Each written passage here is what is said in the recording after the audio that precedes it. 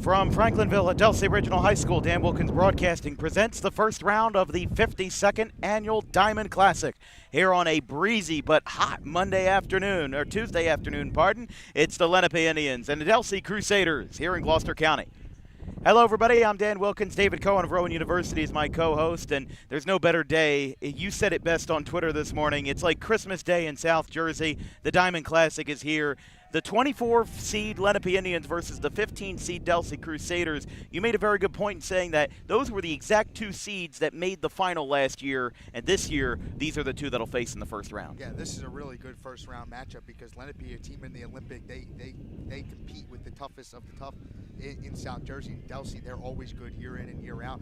They have struggled. They've lost a couple games that they probably should have won, but they're ready to go today against a very talented Indians team, and we got a good pitching matchup on our hands as well. Well, for Lenape, they're starting Jackson Wheeler on the hill today. He's got a 4.14 ERA. Meanwhile, for Delsea, they're starting their left-hander Kyle Harrison. He, along with his brother Connor Harrison, are both committed to the Division II Franklin Pierce University. I'm very excited to see that today. But the Diamond Classic, it's no better place to be. We've got a game today. We've got a game tomorrow at Doan Academy versus Shalleck. And then on Saturday, we'll be at one of the two neutral sites at Alcyon Park. These two teams, they will face the winner of St. Augustine and Woodstown in the second round. Yeah, that's going to be a tough test because St. Augustine is a good team, and they're basically going to have a home game if they win today against Woodstown. But the Diamond Classic, you're going to see upsets. It's just inevitable at this point, and for the playoffs, this is playoff atmosphere in early May. This is how you get geared up for the tough games later this month. We got a good one on our hands, Dan. Well, we've got Lenape and Delsea coming up. First round of the Diamond Classic on Dan Wilkins Broadcasting right after the break.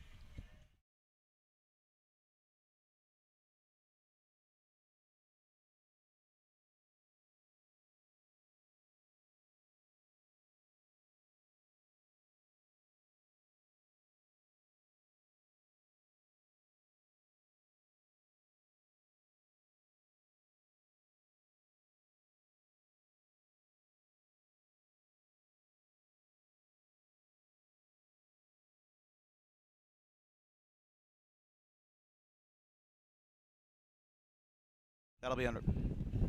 Welcome back.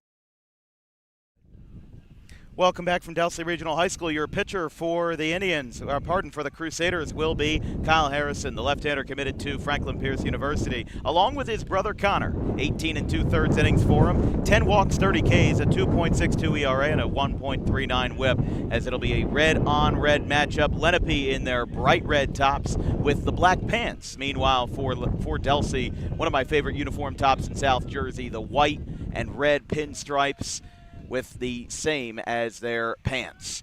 Delsea here in Franklinville, it's 83 degrees. The wind is whipping out to left field. Wouldn't be surprised if one or two leave the ballpark today, as we're coming off of a great game that we had yesterday, Bordentown and Pennsauken. Bordentown with the upset 9-2. But the first round of the Diamond Classic, South Jersey's unofficial but more or less official championship. From Franklinville, Harrison's first pitch is a strike called, 0-1, and we're underway. Last time these two teams played was back in 2021 when Mike Wasienko was head coach of Lenape and back when Joe Smith was head coach of Delsea. Lenape winning that game 16-1 in the 0-1. This one's grounded out to third. Past the diving third baseman, goes into left field. That's a base hit for your leadoff man, Dante Diambra. And Andrew Weir with a diving attempt at third, going to his left, but just couldn't get it. And that's going to bring up your number two man in Brooks Bryant. Let's take a look at Matt Wood's lineup for Lenape. We saw Dante Diambra, the shortstop, just got on board. Brooks Bryant, your center fielder, followed by Eddie Mitchell, the catcher. Jackson Wheeler is your starter. Chicklets at second base. Colonna, the DH. Augustin, the right fielder. Bergman in left. Conrad at third base. And Prado is field only at first base. This wind has been really unpredictable today. And as we said, from what I can feel, blowing out to left field. And not only does that affect the fielders and the batter, but it also can affect the pitcher as well. If you don't feel like you're really keeping your balance and really unable to control your stuff, it could lead to some wild throws if that gust of wind picks up at the right time. They could see some home runs out the left field today with the wind. It's not that deep out there in left field here at Delsea. Harrison looks over at first. Runner goes back. This one's popped up out at the edge of the grass into shallow right field, and it's dropped, and it gets bobbled at second base. Throw down, no play, and everybody's safe. So the Wind gets an error on Ryan Luby at second, and we've now got 2 runners here for Lenape in the top of the first. As the batter will now be Eddie Mitchell, the catcher. This is how it feels to play a game at Wrigley Field in Chicago. I mean, you just have so many variables where you don't know where that ball's going to land, and if you're not prepared for it, you can really get yourself in a doozy, and especially in the Diamond Classic, let's just say the Diamond Classic has no mercy. There are no second chances. There are no consolations. You either win or you're going to be headed back to your home field and will not play in the second round. As we said, winner of this game plays St. Augustine and Woodstown. St. Augustine the 5 seed, Woodstown the 27 seed. Harrison, first pitch, strike called to Mitchell. The way that the bracket works this year is, well, they've changed up the bracket the last few years. They seeded 1 through 8, and then everybody else was in a random seed through their groups. So it's 8 groups of 4 teams each. It's now Harrison looking down his catcher, Jax Familiar. The 0-1. Here's a ground ball. This will get through past Du Bois in the left field, and it's bobbled in left. But the only thing saving Lenape from scoring there, Giambra stumbled around third, had to go back to the bag. I think he did get a stop sign from his third base coach, but the bases are loaded with nobody out, and Kyle Harrison, the Franklin Pierce commit, he is in some trouble here early in the ball game. Batter will be the pitcher, Jackson Wheeler. Wheeler on the hill with a 4.14 ERA, but at the plate, a 4.49 hitter. 4 extra base hits, 22 for 49, and a career 380 hitter. He's improved his batting average every single year with Lenape. 257 as a sophomore, 390 as a junior, and as we said, 449 as a senior. Bunting with the bases loaded. Pulls back, but the strike is called, 0-1. Yeah, Wheeler going to Millersville for wrestling, a state qualifier this year for the Lenape Indians wrestling team. Yeah, they've had quite a storied wrestling history. And even though he'll be headed, as you said, to Millersville, the NCAA Division II, not for baseball but for wrestling, surely a fun athlete nonetheless. Here's the 0-1. Takes that one low. Familiar tried to frame. I mean, it's quite literally hard to stand because it's that, I mean, my scorecard just fell off my chair. There are not many games that I have seen that are windier than this. And I don't know if you can attribute some of that to the fact that we're in very flat lands here in the woodlands of Gloucester County, as this one's going to get through the middle. How about this? 4 straight base runners for Lenape, and 2 runners will score. 2-run single, Jackson Wheeler. And the Indians are on the board. It's 2-0 here in the top of the first with nobody out. This is the best start Lenape could have asked for. Delsea's objective now to get out of this inning. You have to limit the damage, but Lenape off to a hot start here early. So Wheeler with the single. This now brings up Chicklets, the second baseman. We will have a runner at first. That's number 21, Ganatra. The courtesy for Wheeler. Lenape coming into this game 9-6, second game in 2 days, and they'll play tomorrow as well versus Rancocas Valley, so this is the second of 3. They beat Cherokee yesterday 7-2 to improve to 9-6. Lenape, though, on a 5-game winning streak. They've beaten Shawnee, Timber Creek, Camden Catholic, Robbinsville, and Cherokee in their streak. Dropping down the bunt, but missing on it, is Chicklets. It's 0-1. Yeah, Lenape with 8 games from yesterday's date, the 4th, to the 16th, and a win today would make that 9 because then you would have to play Saturday in round 2 of the Diamond Classic. Yeah, they'll have RV on Wednesday, PVI on Friday, and then 2 road games back-to-back, Cinnaminson and Pennsauken. I would have to imagine if Lenape wins today that one of those 2 would be canceled just for the sake of rest. I mean, Cinnaminson's kind of had a down year. They're hanging around 500. Pennsauken 11-3. We saw them yesterday on Dan Wilkins Broadcasting. Tomorrow we'll have another Diamond Classic game up in Burlington County. It's Shalleck and Doan Academy. And then on Saturday, it'll be Alcyon Park, those two neutral site games at 10 a.m. and 1 p.m. No balls, 2 strikes to the 5-hitter, Chicklets. Harrison ready, Lenape's dugout cheering him on as this ball's skied down the left field line, and it'll hook foul.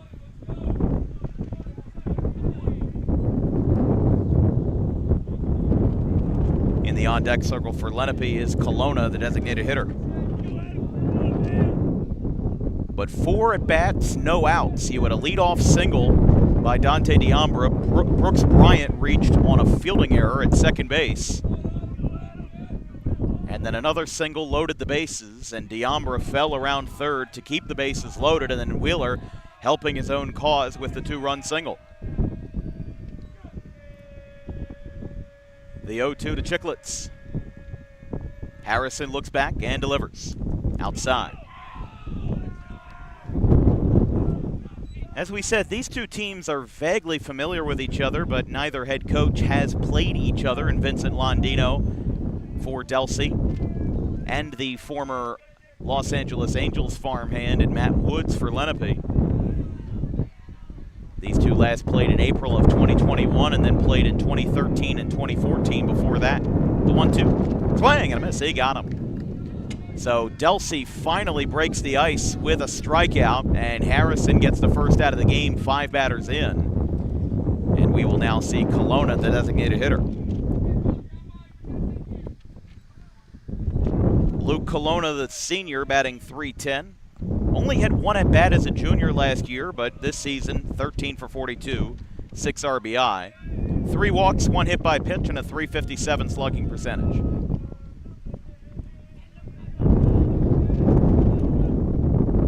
Harrison steps off.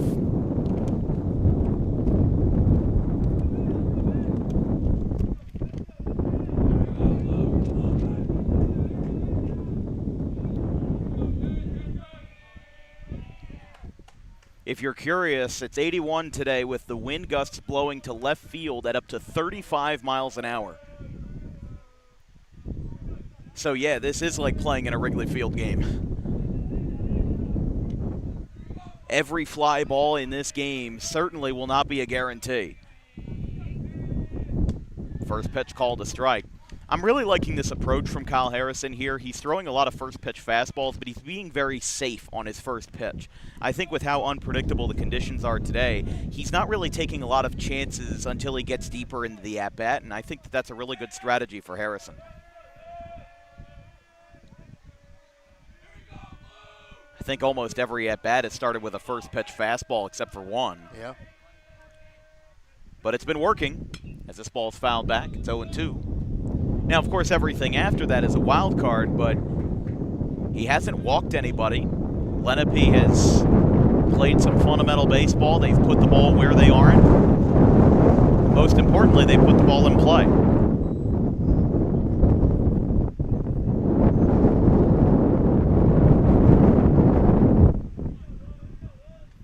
No balls, 2 strikes. 6th batter of the inning for Lenape, and he fouls this one back, gets a jam. In the on-deck circle for Lenape will be Augustin, the right fielder. This is wild.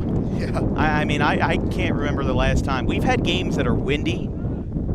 Like our first game of the year, Maple Shade in Northern Burlington was like this, but at least in that game, the real feel was 29 degrees. This is, the weather is nice, but the wind is just unbearable. So can't imagine how it is for the players as well, and we got to play 7 innings of this. But it's going to be really interesting to see how this game develops.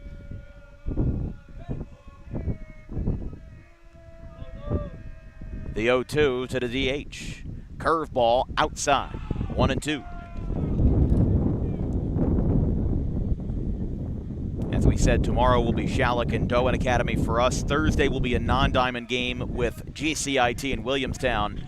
Friday, we've partnered up with Wildwood and Rich Hans to get you some non-conference baseball from Maxwell Field, Pleasantville and Wildwood at 7 o'clock. And another 2-strike pitch. That one chased outside, swing and a miss. And Harrison getting right back into the groove here. Now 2 away. Back-to-back strikeouts for the left-hander Harrison.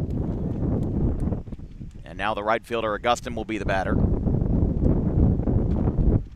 Chase Augustin, the junior, batting .290, 9 for 31, all singles, 4 stolen bases. Has one multi-hit game this year, 2 for 4 versus Hamilton back on April the 10th. Harrison looks back at second. Runners on first and second and 2 away. 2 runs across for Lenape on a 2-run single by Jackson Wheeler. That one misses at the letters, 1-0. First 3 for Delsea in the bottom of the first will be Ethan Du Bois, the shortstop, Milo Gebhardt, the center fielder, and Nate Jackson in right field.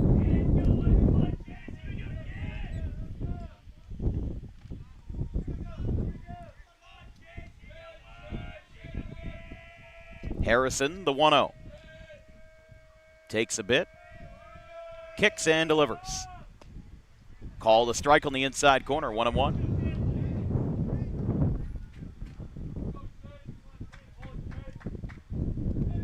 But it's kind of hard to believe that 32 teams in the Diamond Classic, all of this will happen over the span of 14 days. First round has to be played by Thursday. And that one's fouled back. Look out. And it's 1-2. The first round has to be played by Thursday. The exception is Paul VI in Northern Burlington. Absegami withdrew from the tournament, so PVI in Northern Burlington will play Friday. Second round is Saturday at a neutral site. Quarterfinals and semifinals same day, May 16th. And the final at Alcyon Park, May 19th on a Tuesday. So 2 weeks, 32 teams, 1 winner. That one's fouled back, got a piece of it that time.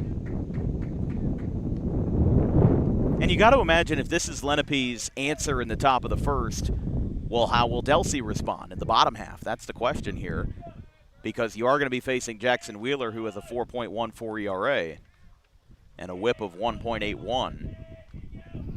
They aren't bad numbers per se, but you know, this is going to be a game that is extremely unpredictable with how the weather is and how the ball's going to leave the yard. That one's fouled back towards us.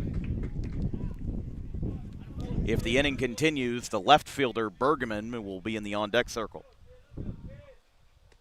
For Chase Bergman, he's a sophomore, 1 of 3 on this varsity roster. He's batting .200 this year, 5 for 25. 2 RBIs, both of those came in their win over Timber Creek on the 27th of April. Kyle Harrison in a big jam trying to limit the damage here in Franklinville, the Woodlands of Gloucester County. In the first round of the 52nd annual Diamond Classic, Kyle Harrison. The 2-strike pitch, fouled back. Good battle here. Very good battle here. And again, even if he strikes out here to end the inning or gets into some weak contact, you're still working up Harrison's pitch count. And that's going to affect Delsea not just in the short term today, and it's going to affect them in the long run because you got to get back at it on Saturday. Both teams still with games before then. That's correct. Harrison looks back. 2 on, 2 out, and a 2-strike pitch outside. 2-2 is the count.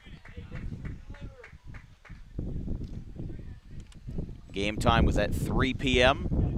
We were told by Vincent Londino they tried for 2 o'clock, but had to push back an hour. That's how they usually roll for Diamond and playoff games. 2 balls, 2 strikes, 2 outs, and 2 runs home. Deuces wild for Kyle Harrison. The pitch. That one's high and in.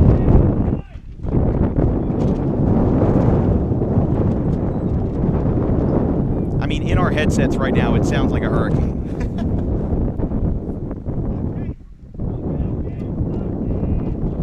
We've got 7 innings of this today, and like it or not, the players are going to have to adjust to it, and it could really lead to some funky moments here. The 3-2 from Harrison. That one's outside, ball 4, and the inning continues. So this will be the 8th batter of the inning, and Chase Bergman will be the batter. That's one of the best at-bats I've seen all year. He was down 0-2, fouled off a couple, worked at the 4, then wins it with a walk. He worked Harrison to the bone that time, and you're absolutely right, David. I think that's one of the most admirable at-bats I've seen this year because he saw the ball very well. Fouled off at least 3 or 4 pitches, think that was 11 total. I'd have to look back at it. But the first pitch to Chase Bergman, that one is at the letters, strike one.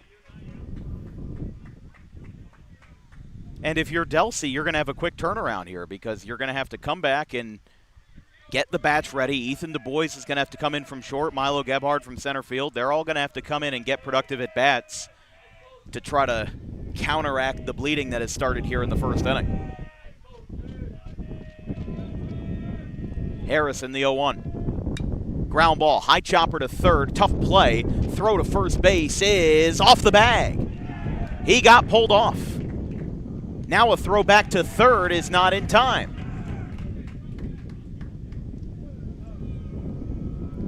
So Lenape gets the bags loaded and gets the third run home. That's a tough one there. Very tough play. He's in on the grass. The high chopper had to go back and then make a good throw in time.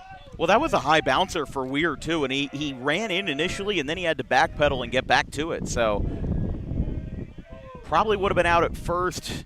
I'm not sure how exactly I want to score that play, but we've got the number 9 hitter in Conrad, the first baseman. This is going to be a passed ball. Run's going to score. Throw to the plate. He got him. So he had a chance, but Kyle Harrison covered the bag. And that ball just stopped in the grass, and not only does it do that, it stops the bleeding for Delsea. 3 runs come across for Lenape, and the 9-hole hitter in Conrad, the third baseman, has his at-bat interrupted on that play. Ethan Du Bois, Milo Gebhard, and Nate Jackson will be our first 3 when we return.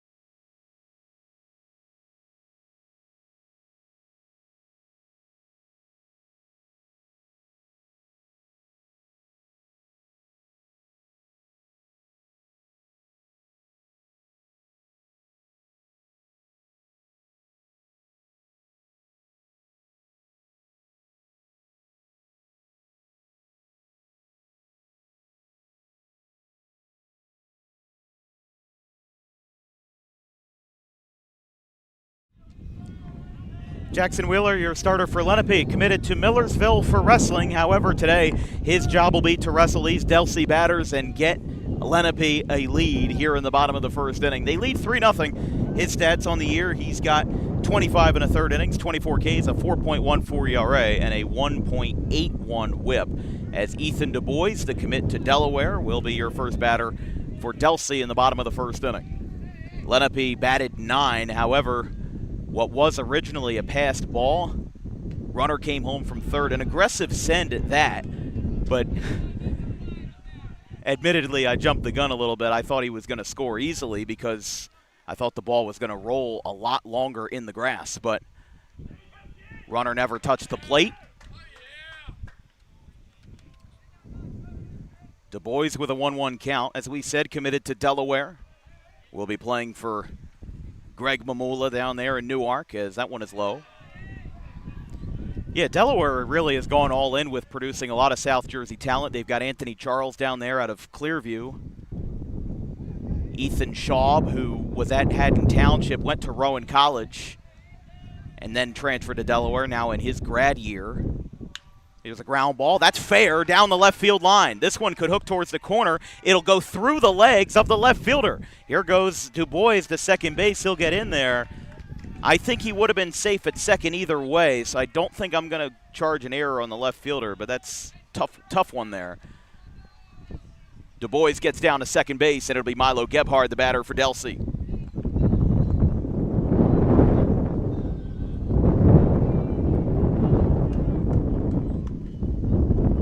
Gebhard, the junior, batting .333, 10 for 30. 2 extra base hits, 7 walks, 4 stolen bases.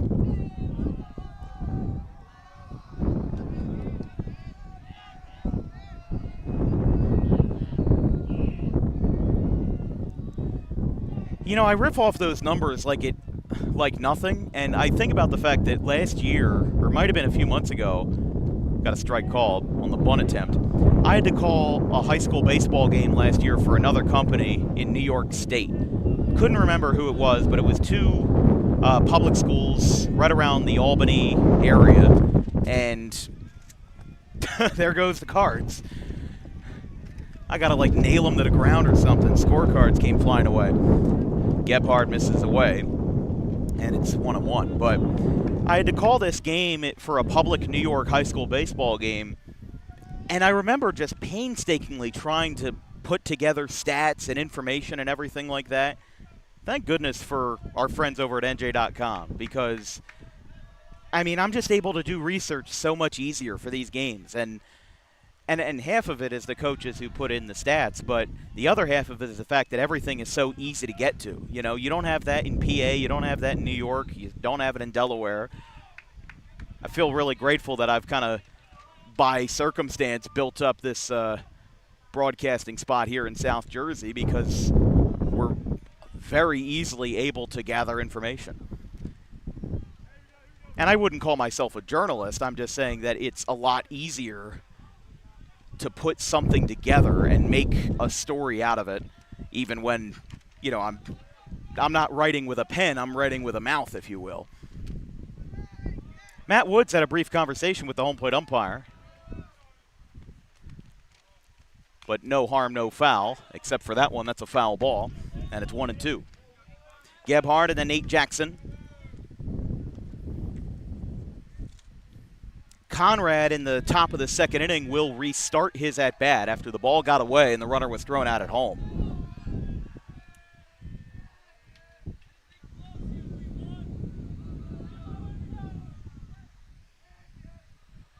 And the 1-2. Du Bois at second. Wheeler misses low.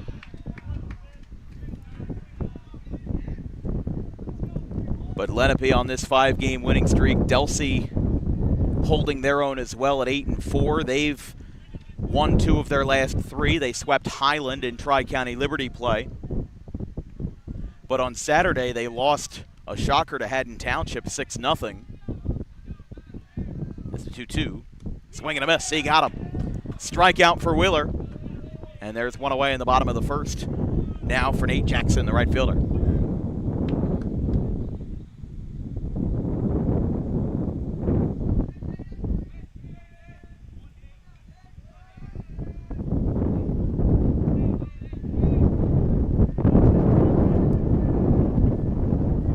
One away, runner on second. Jackson, the batter for Delsea. Takes upstairs, 1-0. Nate Jackson, the junior, batting .300, 9 for 30. 9 RBIs, 5 walks. All singles for him this season. Best game for him went 3 for 3 with 2 RBIs versus Triton back on April the 21st in a 10-run victory. Delsea leads their division at 5-1 in division play. As this one is laced out to right field, got a chance to drop. It does. Unable to reel in the ball there. That's going to be a base hit on the diving effort by Augustin. Thought it had a chance, and I thought maybe he had it at first, but the ball emerged to his left. And now we'll have runners on the corners here for Delsea with 1 away. So the batter is Andrew Weir, the third baseman.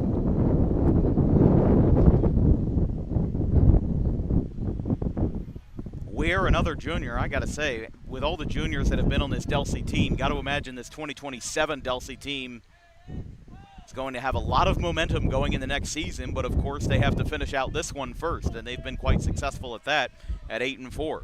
Weir batting .289, 11 for 38, 2 extra base hits, and 5 walks. That one is high. Mitchell looked to back pick, but he didn't make a throw. And it's 1-0. But that is the best case scenario for Delsea. You gave up 3 runs in the top of the first. Why not have a response of your own? You know, a valuable response that could really set off a back and forth chain of reactions in this game. Runner started to go. This one's popped up over to our right. It'll go back behind the Lenape. Oh, look out. There was somebody running, just taking a jog, and almost got pelted with the baseball. Going back for a minute. That was really close. I'm sorry. Go ahead, David. Going back for a minute, you have to remember, in that top of the first inning, it was bases loaded, nobody out. So for Delsea to get out of that with only 3 runs and with how good their offense can be, that's kind of a win-win situation there. Now you got to go to work and chip away. That one's outside. Mitchell keeping an eye on Jackson at first. And it's 2-1. But both of these dugouts very passionate, very spirited. And that's what's expected in the Diamond Classic. Every team wants to win the Diamond Classic from 1 to 32. As this ball is floated into center field, that'll drop for a base hit. Just got past Chicklets. Runner will score. Du Bois comes in. It's an RBI single, and with 1 away, Delsea continues to swing the bat. It's 3-1.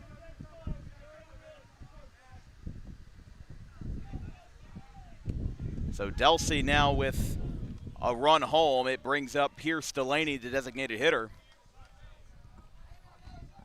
With our second time seeing Delsea this year, we saw them in a really odd game versus GCIT a few weeks ago. They won it 9-6.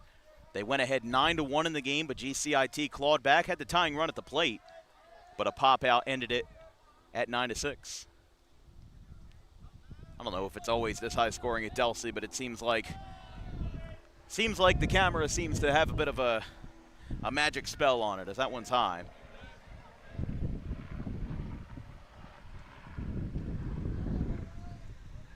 But just a beautiful day. If it wasn't 35-mile-an-hour wind gusts, this would be the best day of the year so far for baseball. There's a strike called. 1-1. Wheeler has struggled a little bit to get these first pitch strikes. He's been missing a lot up and in. I'd really like to see him try to get maybe an off-speed on the first pitch in his next at-bat. Something to where you can command it a little bit better if your fastball isn't that solid in your first pitch. It seems like the deeper into at-bats he gets better. But the first pitch, it's arguably your most important pitch. Here comes a line drive. It's an unassisted double play. Catcher's interference at home plate. We've got catcher's interference at home. He's going to get to first base. That was the most obvious catcher's interference I've seen at the high school level. You had it right on the money, David. Delaney will be awarded first base. The bat hit the glove of Eddie Mitchell. Everybody advances, and the bases are loaded. That's tough for Lenape. You know what's funny? When we covered GCIT and Delsea 2 weeks ago, like I had mentioned, there was also catcher's interference in the first inning of that game, and that led to 2 runs scoring for Delsea in that inning. That goes down as an E2. Right. Lenape was out of the jam with an unassisted double play. Now it turns into bases loaded, 1 out. Yeah, catcher's interference does get scored as an error against a catcher, and everybody moves up. Jacoby Ellsbury would be proud, that's for sure. But the batter is Ryan Luby at second base. Last time we saw Delsea, he was in the field only, and he'll take time before the first pitch.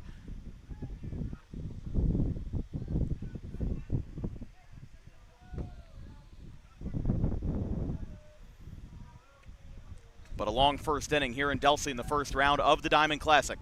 Swing and a miss.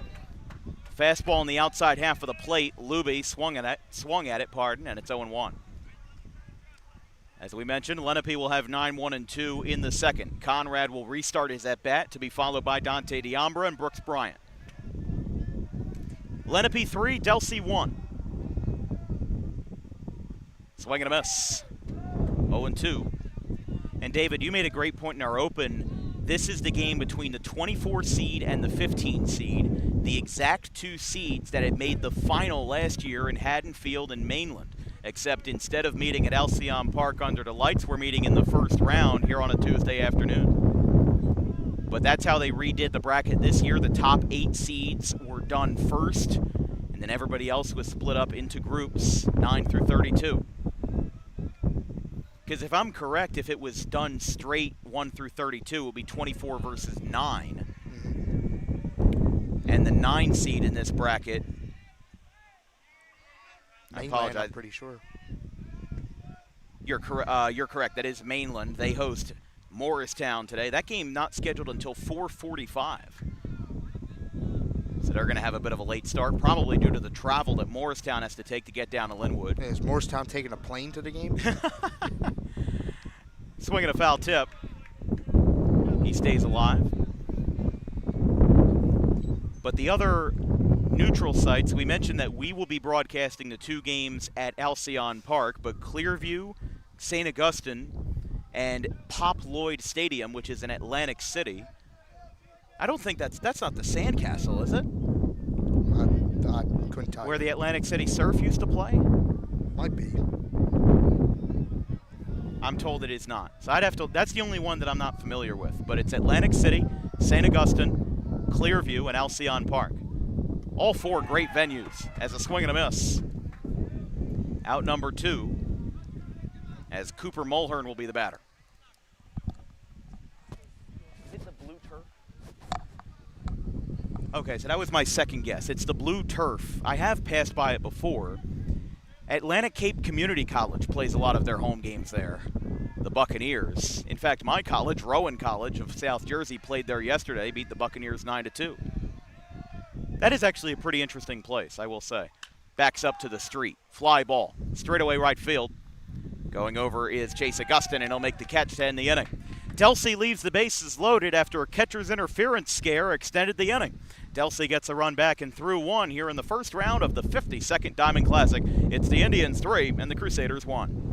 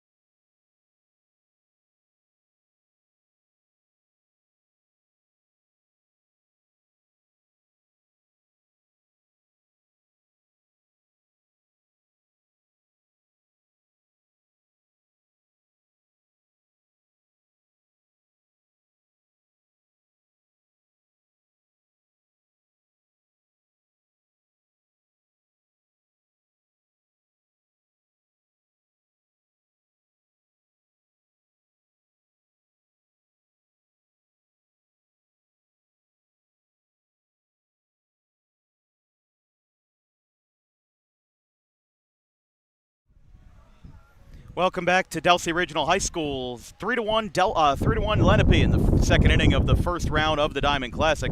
This broadcast is brought to you by Harper Driving School. Over 90% of students who take their New Jersey State driving test with Harper pass on their first attempt. You can book an appointment today at Suite 4 of the Total Turf Complex in Pittman at 614 Lambs Road, just minutes from Route 55. 9-1-2 for Lenape.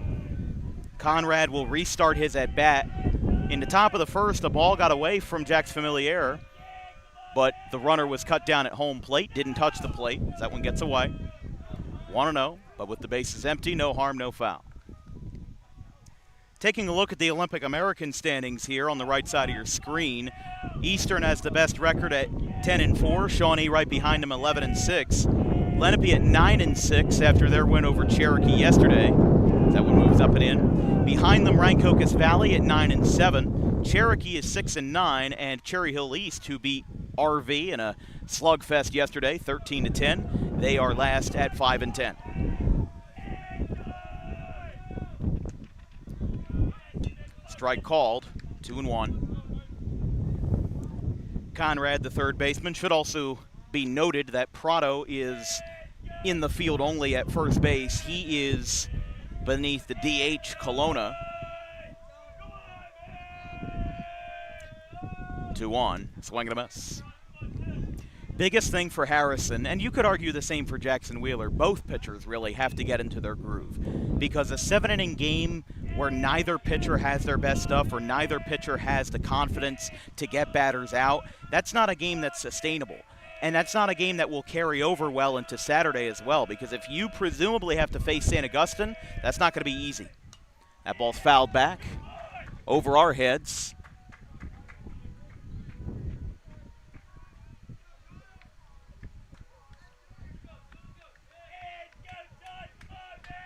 That St. Augustine-Woodstown game is scheduled for today at 4 o'clock, so we'll check in with our friends over at Hermit's Broadcasting to see if we have an update over there, although it hasn't started yet. There's a swing and a miss. Harrison picks up his third strikeout, and there's one away. We'll go back to the top of the card here for Diambra, the shortstop.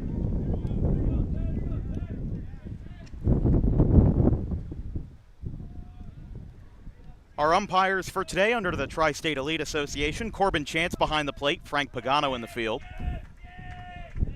Big thanks to John Galante, as always, for sending us that umpire info when we have a TSE game. First pitch, breaking ball, just missed.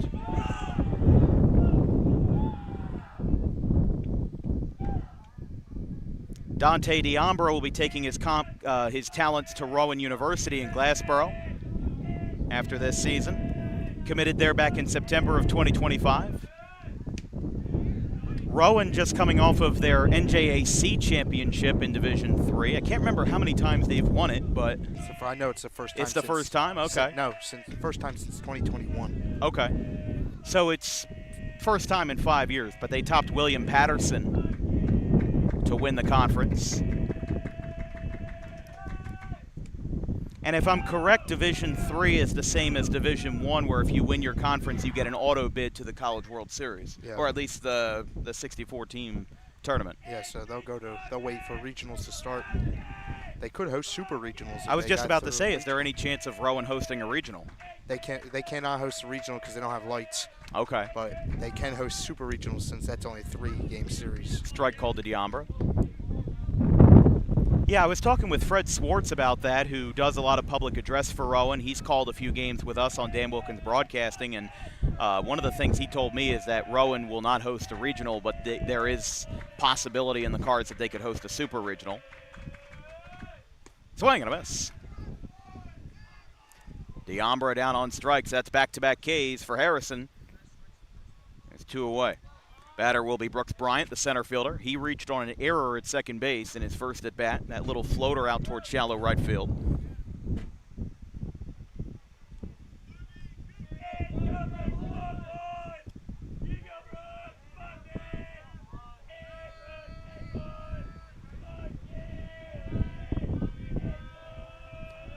First pitch from Harrison is a strike called. Now it's 0-1. The junior Bryant, batting .392, has 1 home run. Lenape has not left the ballpark all that much. 1 home run from Bryant and 2 from Eddie Mitchell, but only 3 team home runs on the year. And you compare that to their opponents over at Bishop Eustis and Pennsauken. I think they have something like 30 team home runs this year. Last time we saw Eustis, they had 4 home runs in the game, 2 from Mason Rosenberg, 2 from Dante Matarese. Yeah, those 2 are It also fire. helps that you've got a really short porch in right field, but still. That ball is floated out towards second base, picked up. Throw to first is in time, and a 1-2-3 frame for Kyle Harrison. So way to get your get back, as Kyle Harrison, after giving up 3 in the first, has a very clean top of the second. Here in Franklinville, it's the Indians 3 and the Crusaders 1 after an inning and a half.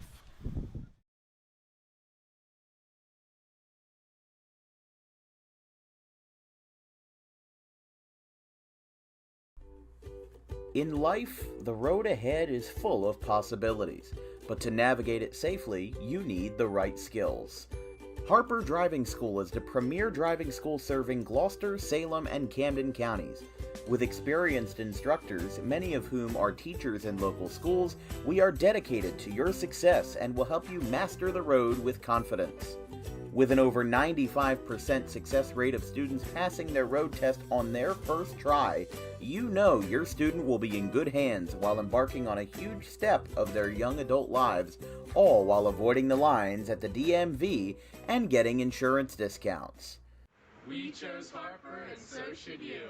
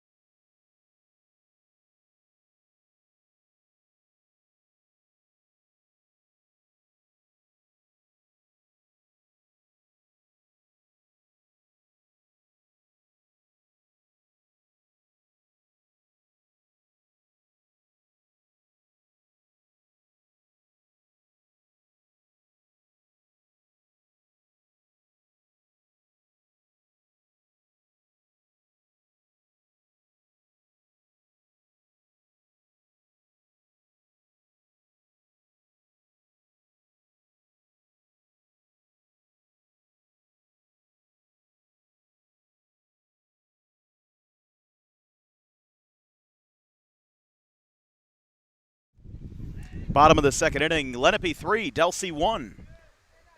Here to start the ball game at the first round of the Diamond Classic. I'm Dan Wilkins along with David Cohen of Rowan University. Here on a beautiful Tuesday afternoon, albeit quite windy, 35-mile-an-hour wind gusts.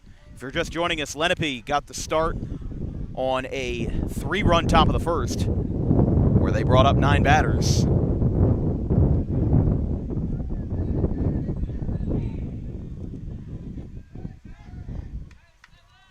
And then Delsea got a run back in the bottom half. Here's a pop-up, shallow right field. Augustin goes over, and he'll make the catch. As we said, in conditions like these, no fly ball is guaranteed. Just put some leaves on the snow fence, and you've got Wrigley Light, and it's one out part.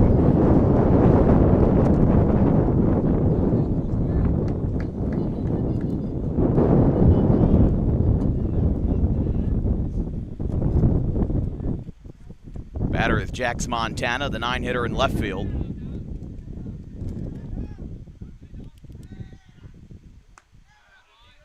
Montana takes ball 1.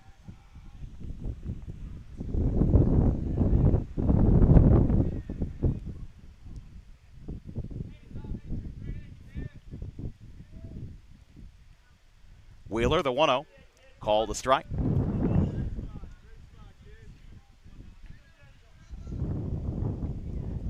For Saturday, as we mentioned, we'll be at Alcyon Park for the 2 games in the second round.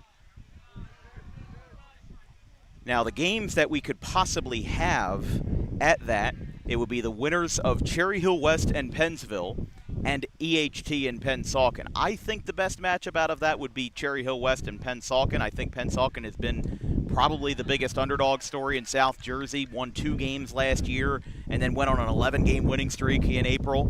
Now, of course, they've lost 2 straight now, but they still are an incredibly talented team with the likes of Evan Crestel, Jonah De Leon, and Kelvin Batista, among others. Juniel Ventura, as that one's fouled back.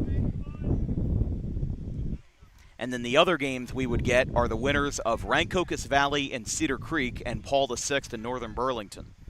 RV in Northern Burlington would be a good matchup for sure. I wouldn't doubt Cedar Creek in Northern Burlington either. I believe they either played last year or they played somewhat recently. But, I mean, Cedar Creek, another contender in Group 2, or Group 3, pardon. 2. No, okay, Group 2. You're right.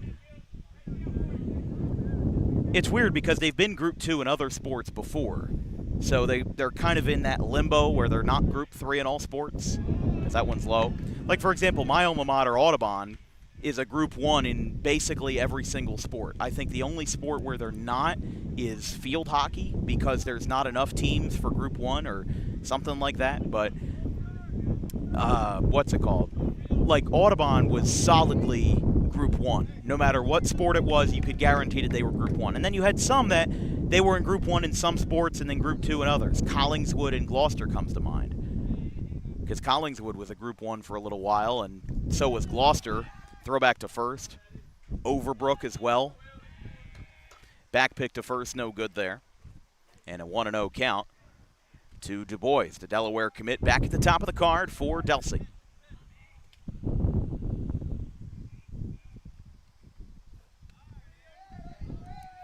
Doubled in his first at bat in the first inning. That one's away.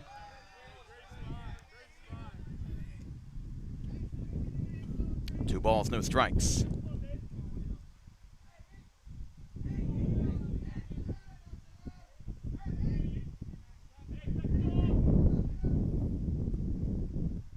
This one's a ground ball. That goes under the glove of the third baseman. It goes into shallow left field. Stopping at second will be Montana. And Ethan Du Bois, 2 for 2, 2 hits. And he'll put 2 runners on here. Milo Gebhardt now the go-ahead run.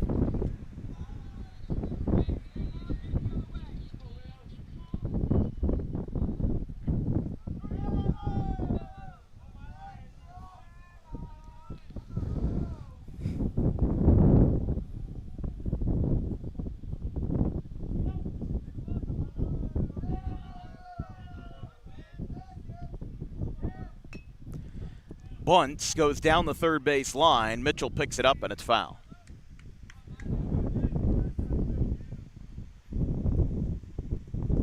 The last time we saw Lenape in baseball was back on April the 14th, 2024, in a game versus Cherokee at home. It was a game very similar to this. High winds, except it was only about 50 degrees. It went 9 innings, and Cherokee scored 4 in the 9th to win it 7-3. I believe that game is in our DWB Classics playlist. That one's up and away. We are still adding to that playlist, DWB Classics, the best games that we've covered. So if you ever need something for a rainy day, it's definitely, I've gotten some compliments about it. It's a comprehensive playlist of the best games that we've covered from all sports, from game winners to extra innings, everything. 1 ball, 1 strike.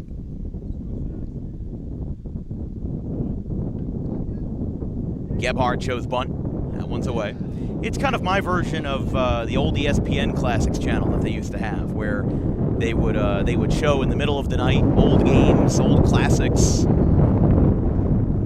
and they wouldn't shy away from going from all different eras. They'd show games from the 50s all the way up to the 90s and 2000s. It was a great channel. But Gebhardt, not shying away from the bunt. He has showed bunt on every single pitch. He made contact once. But now that he's got 2-2 count, we'll see if he changes pace here, if his approach will shift. 2 on after a walk to Montana and a single to Du Bois. He's now 2 for 2 in this game.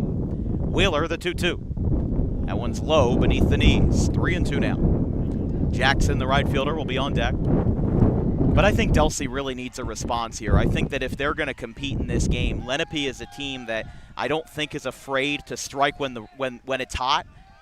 They already scored 3 runs in the first inning, but Kyle Harrison shut Lenape down in the second inning. Who's to say that he's not going to do that for the rest of his appearance? The 3-2 goes outside, goes out to left field. This one's shallow. Outfield was playing deep, and it goes in for the left fielder. He'll make the catch. Now number 2. As Chase Bergman brought that one down, and the batter will be Nate Jackson.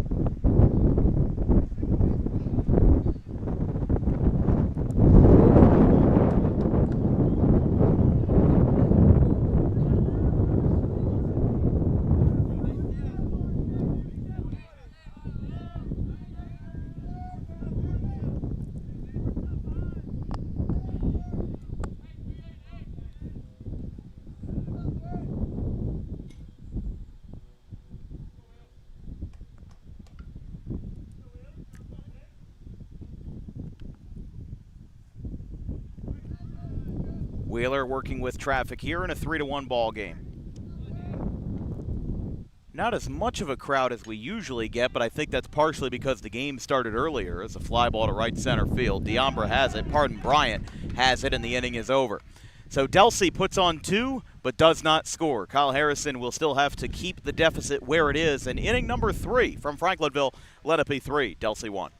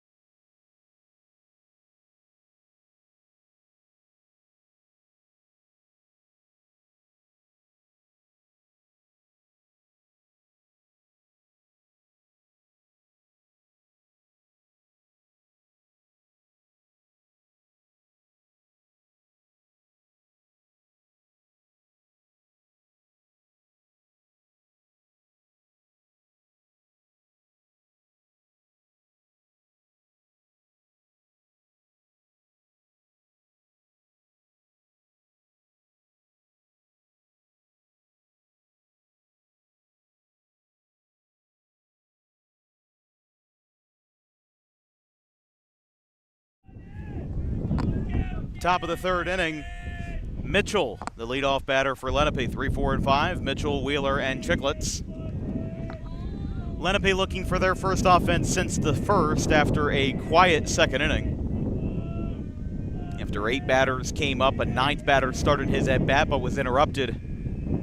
Harrison with a clean 2nd. First pitch, ground ball. Du Bois bobbles it.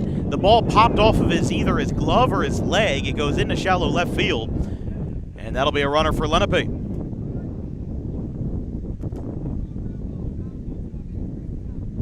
David, what's your thought on that? How would you decipher that? E6. I'd say the same. I think it was an ordinary effort play. It's a tough one, but you got to get in front of it. He went backhand. No, you're right. I find myself when I'm scoring these games to be a little bit more forgiving at the high school level, even though I probably shouldn't be. But I am still, for all intents and purposes, letter of the law when it comes to scoring. I told a story before, I can't remember the team, but we did a game one time where I had it as the away team, in my book, had 6 errors. And then when I load into the website to check the box score, 5 of those errors had disappeared, and 5 hits had magically been added to the home team side. Because in high school, it is the home book that is the official box score. But here's a ground ball.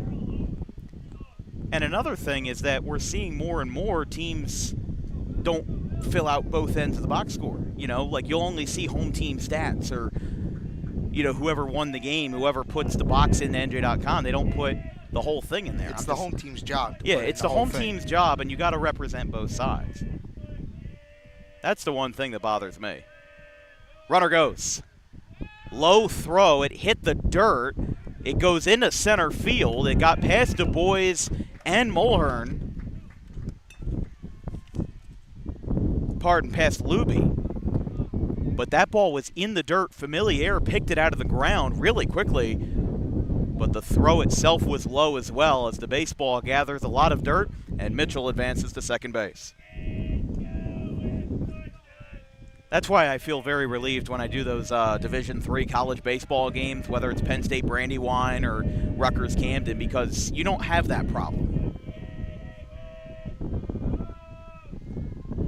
Swing and a miss. Harrison picks up the strikeout. That's his 5th. And the pitcher Wheeler unable to help his own cause a second time. There's one away. Batter is Chicklets.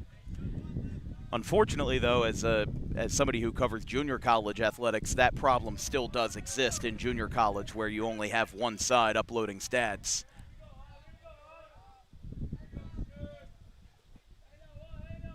Harrison dealing with a runner in scoring position after an E6. Mitchell reached and then stole second base. First pitch to Chicklets. That ball pops out of the glove of Familiar. It'll bounce off the bottom of the fence, and Mitchell now gets to third. That's big, because now a fly ball makes it 4-1. And every run will matter here in this game. It will be pivotal for Lenape to strike when it matters most. I mean, Delsea, and you see it, sorry to cut you off, but you see it right here with the infield in. Yeah, rarely do you see the infield come in on the edge of the grass in the third inning. But I think Delsea realizes the magnitude of this at bat now that the runner's on third. Inside.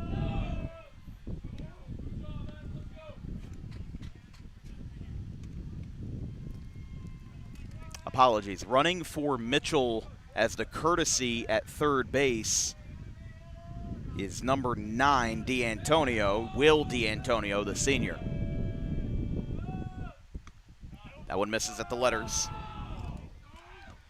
Those calls are borderline, but Chase, the home plate, Connor Chance, the home plate umpire, he's been consistent with those tonight.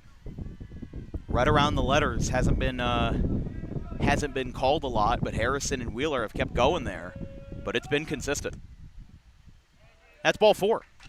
Just off the plate on the outside, and Chicklets takes a one-out walk to put runners on the corners. If there's any silver lining for Delsea with Luke Colonia, the batter, you now have a double play ball in play, at least as a realm of possibility. You know, it's not guaranteed you're going to get a double play, but if you can at least throw the ball a little higher in the zone, try to force him to chop the ball into the ground, and try to turn 2.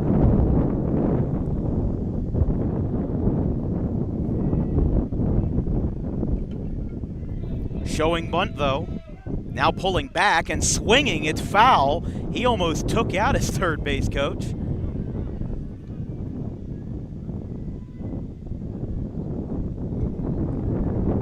Home plate umpire talking to the Delsea dugout, asking them to stop talking to Delsea. We have seen that a lot more with the NJSIAA more or less putting a much firmer crackdown on sportsmanship rules. I can't remember before this year the umpires warning the dugouts very often. They would maybe do it once or twice a year if things got really messy. But this one's fouled back over our heads and into the parking lot. But I think the initiative this year is, and going forward, is they're really putting their foot down and stop any problems before they start. Because really in baseball, I mean, it's something that's been around for a while, but at the high school level, I think with the rise of a lot of these very popular social media platforms, and it kind of incentivizes this chirping and borderline unsportsmanlike mentality. Strike 3 called. On the inside corner, Colonia goes down on strikes, and Harrison gets one looking for out number 2. Hey, that was a good pitch. Paint. I mean, David, run this through for me. You're an umpire. Do you often field the plate more, or do you usually do the field? Well, I do youth, so most of it's just one man. Okay, most of it's one-man band. But we do have some big field games, so I like doing the plate. You control your own game. Well, what my question is, going back to our home plate umpire giving a warning to the Delsea dugout about something involving chirping, is that something where you keep that in the back of your mind to try to see or try to listen to see if maybe something is starting, or maybe it's something that's initiated? Is that something that really comes to mind for you? Yeah, you're always looking for stuff like that. You try not to have rabbit ears, but if you hear something, you got to keep control of the game. You got to take control and put your foot down when things maybe are starting leaning out of way. Out of sportsmanlike conduct, yeah. If you will, yeah. But that's what I'm saying, is that I feel like, I mean, I've done 25 or 30 high school baseball games this year, and I feel like the umpires have gotten a lot better, or at least have been calling it out a lot earlier before things even have a chance to get started. Yeah, which I commend. I talked to an umpire yesterday, and he said 2 points of emphasis this year by the NJSIAA were the chirping, as we were mentioning, but also like dugouts yelling when pitchers are pitching and coming set. You're supposed to stop when the pitcher's set. Good to know. Harrison taking his time. You can see his jersey flapping in this heavy wind as a fly ball, shallow center field. Gebhardt can't get there. He lets it drop. 1 run is in. D'Antonio scores. Throw to the plate, not in time. Chicklets comes in to score. Runner is safe at second. It's a 2-run single for Chase Augustin. As Lenape, they want to play St. Augustine. Chase Augustin gets 2 runs home, and it's 5-1 Indians. Think he could have caught that in center field? I don't know. Gebhardt, I don't know if he saw it right away because he backed off of it at the last second. And Chase Augustin gets down to second. It'll be a 2-run single. It scores Chicklets and Mitchell's runner, Will D'Antonio, as Chase Bergman will be the batter here with 2 outs, a 5-1 Lenape lead. But this is the perfect example of you never know what's going to happen in the Diamond Classic. It's our version of March Madness, because no game is ever guaranteed as there's a strike called. Again, David, we talked about it before in the open, and we mentioned it once before. For those that may not have been joining us before, these 2 teams, Lenape is the 24 seed, Delsea is the 15 seed. Those are the exact 2 seeds that made the final last year, Haddonfield and Mainland. It's not a guarantee that the number 1 seed is going to get a trip to Alcyon Park. And in fairness, like I said, I do like the fact that they did the 1 through 8 seeding, so that the 1 versus 2, which in this case is Gloucester Catholic and Northern Burlington, that could theoretically be a final. Yeah. But Northern Burlington did just pick up their first loss yesterday to Haddonfield, which is another very hot team in this tournament. They're the 10 seed. They host Williamstown on Wednesday. Harrison the pitch. Strike called on the breaking ball. Catches the middle of the zone, and it's 1-2. 1 ball, 2 strikes, 2 outs for Delsea in the bottom of the third. It'll be 4, 5, and 6. Weir, Delaney, and Luby. Lenape with a 4-run lead. They bring home 2 more here in the top of the third. And Harrison looking to stay in, and Vincent Londino keeping that leash loose on his pitcher. This ball's fouled back down the right field line. If the inning were to continue, Conrad, the third baseman, would be in the on-deck circle. He's 0 for 1 with a strikeout, so is Bergman.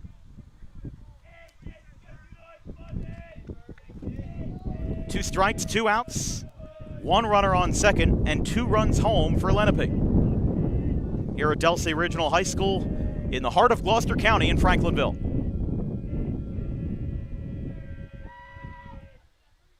Harrison looks back a few times, runner dancing off the bag, and that one is outside, or just a little low. We are at a bit of a flared angle behind the plate, so it's just the best place for us to set up. I was joking with Vincent Londino when we were here 2 weeks ago. The last time we were here before this season was 2023. We did a game between Triton and Delsea back when Gary Sarno was the head coach of Triton. And, of course, when Joe Smith was the head coach at Delsea, Delsea won the game 16-3. And the 3-2 is, or pardon, 2-2 is outside.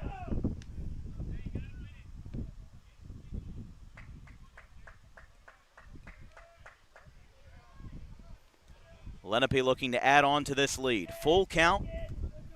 First base is unoccupied if they would want to face the 9-hitter, but if you're Harrison, no room for that. You want to keep that pitch count as low as you can. Swing and a miss. He got him. Kyle Harrison, a lot of strikeouts in this game, but we'll have to see if Delsea's offense can make up for it as Lenape scores 2 on a 2-run single by Chase Augustin. We go to the bottom of the third. It's Lenape 5, Delsea 1.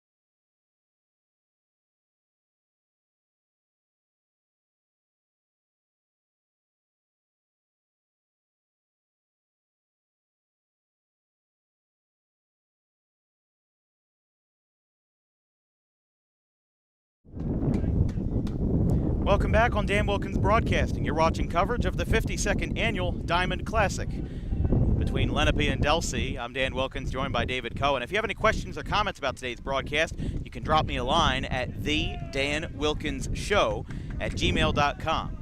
We also accept contributions. We don't get paid for a lot of our broadcasts, and we do this mostly for the advancement of our careers in sports media, along with advancing the careers and the perception and the advancement of our athletes that we cover on the field here in South and Central Jersey. So if you'd like to make a contribution, our Venmo is at DW Broadcasting. No spaces, no hyphens. It's DW Broadcasting. And, of course, all of our live streams are free to watch, so it is not required, but it is incredibly appreciated if you're able to do so. Leading off the bottom of the third for Delsea here versus Jackson Wheeler is Nate Jackson. Andrew Weir. By the way, from our friend Tom McGurk, Highland jumped out to a 2-0 lead in the first inning. Ian Robeson laced a 2-run double. So different reporters at different places today. We'll try to keep up with all the scores of today's games. As we said, for tomorrow, we'll be at Doan Academy at Winsinger Field between Shalleck and Doan. Leadoff walk for Weir sets up Delaney.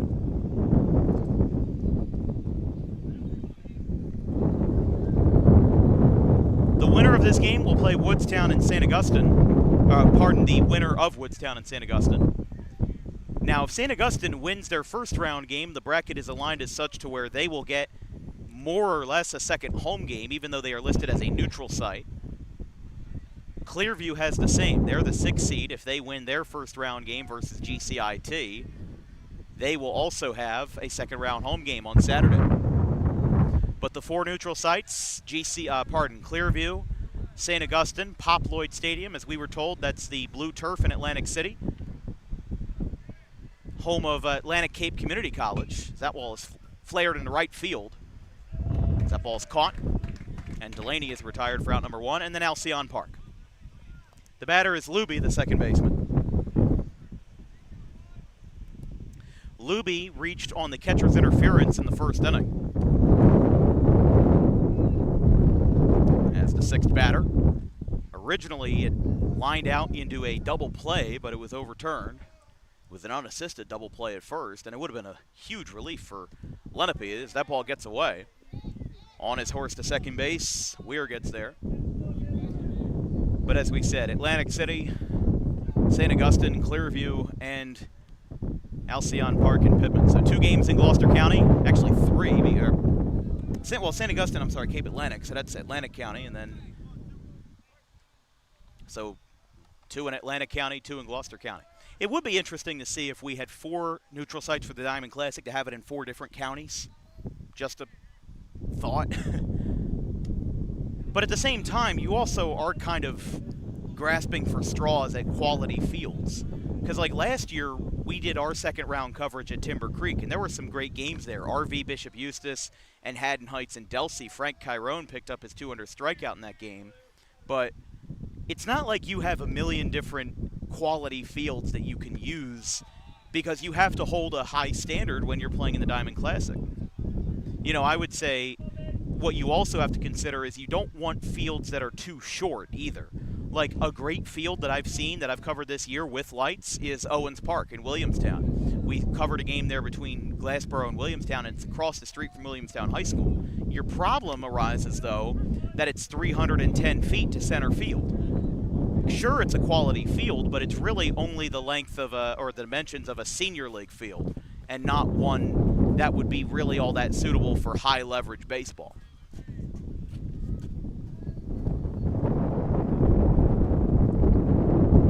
3 balls, 1 strike. That one misses, and it's ball 4 to Luby. So Mulhern will be the batter with 2 runners on via 2 walks by Jackson Wheeler, and Lenape just behind us just brought out a pitcher to warm up. So that would be number 33, Braden Yost, the senior, who has only pitched an inning and 2/3 this year. But if you're Matt Woods or anybody coaching in the Diamond Classic, you do have to stretch your pitching, because Lenape, they played yesterday versus Cherokee. They play tomorrow versus Rancocas Valley, and Friday versus Paul VI. David, you said how many games between yesterday and the 16th? It'll be 8 or 9. Wow. So if they win today, they'll have a 9th.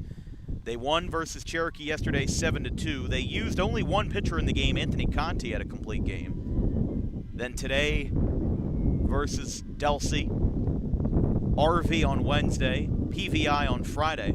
And then again, I mean, we say 9 games, but I'm looking at Monday the 11th and the 12th. They have Cinnaminson and Pennsauken back-to-back. I honestly think that if Lenape advances in this tournament, one, if not both of those games could probably be canned. Well, because there's no way that that pitching would be sustainable. Yeah, that Cinnaminson game is at Rutgers-Camden, I'm pretty sure. Yeah, we originally had that on our schedule. It is listed at Rutgers-Camden, so probably more likely that you cancel the Pennsauken game. They would host Eastern on the 13th. They might play them now with PowerPoints. I mean, like, the cutoff is the 16th. That is true. Pennsauken a Group 4, and right now they're top 5 in South Jersey Group 4.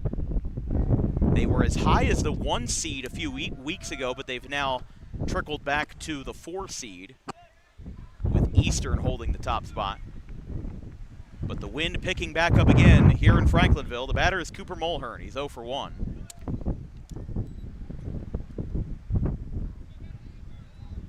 They would close out their season on the 15th versus Seneca, the 16th versus Hunterdon Central on the road. That's a long hike, and then Cherry Hill East after the cutoff on the 18th.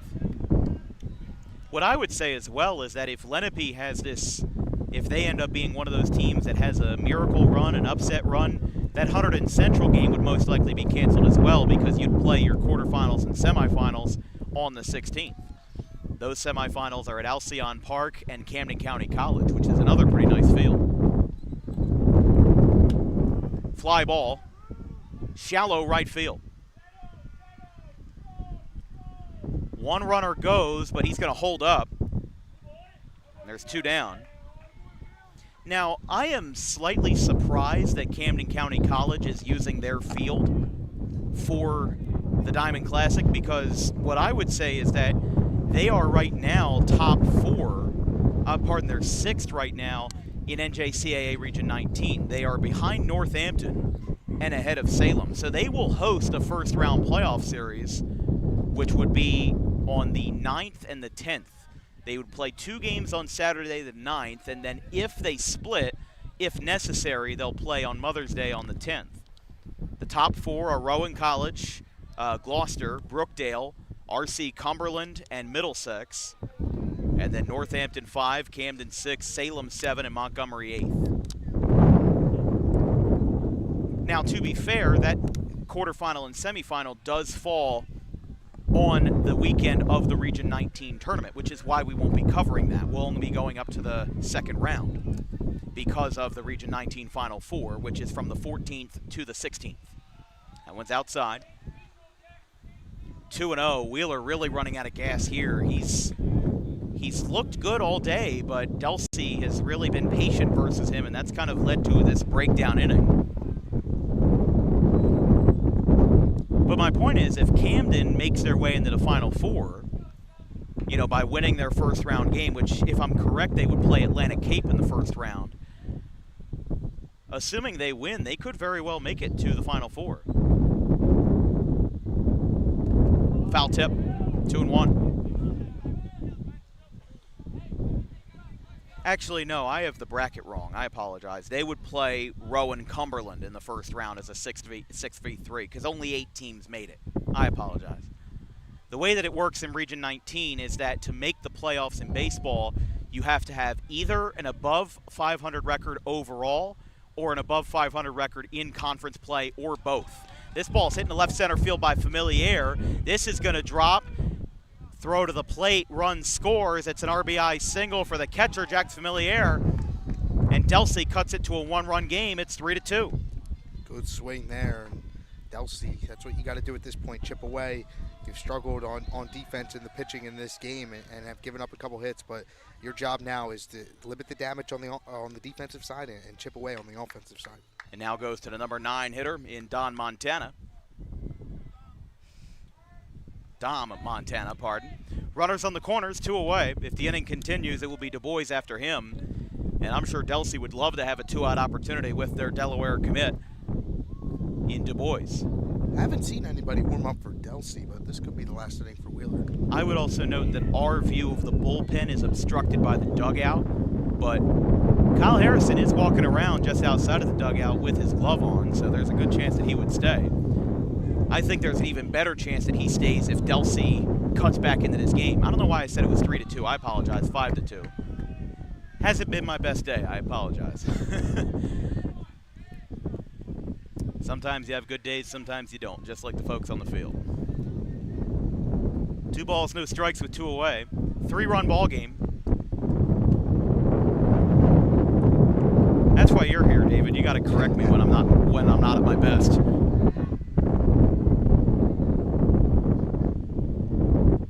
Runner trails off the bag. This one's popped up. Shallow center. This one could be trouble. In the triangle, it drops. And a collision in left and short. The ball is stopped in the infield. Montana gets to second. And now we're going to have to see if those 2 gentlemen are okay. The run scores. It's 5-3. But now the pressing issue, Matt Woods is going to come out and check to see if Chase Bergman and Dante Diamba are okay. They really tangled up together rough in left center, but that was the triangle, as we like to say. It went between short, left, and center, and it all dropped. And it's now a 2-run game, so we'll go back to the top of the order for Ethan Du Bois. But as we said, the pertinent issue right now is Diambra walking a little bit gingerly. It seems like that left fielder's okay, but the main attention goes to Diambra.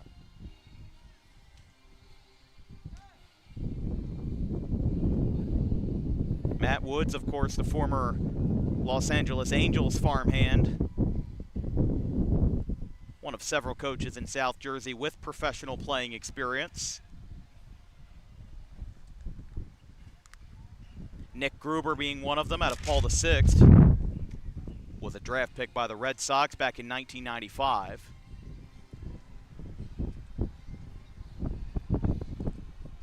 That's it for Wheeler. Yeah, so while they checked on Diambra for the injury, Wheeler will come out of the game. Looks like it's going to be Braden Yost for Lenape to come in here in the bottom of the 3rd inning. A high-scoring affair so far, as it's Lenape 5, Delsea 3, but with the lead, they pull their starter committed to Millersville in Jackson Wheeler. We'll take a break. When we return, we'll have 2 runners on, the tying run being on, and the batter will be the Delaware commit, Ethan Du Bois. We'll be right back.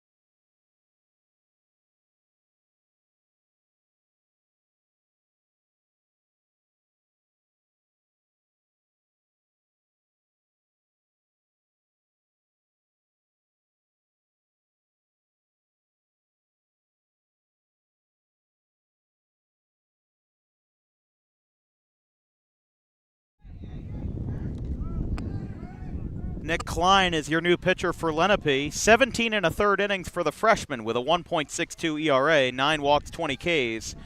He last appeared on April the 29th, last Wednesday, versus Robbinsville. 3 innings, 3 strikeouts in that game. He has been a high-volume pitcher for Lenape. He has not had an appearance of fewer than 2 innings. He has appeared in 7 games this year.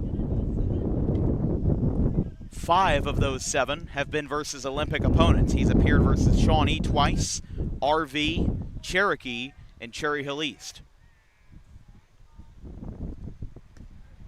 Outside to Du Bois.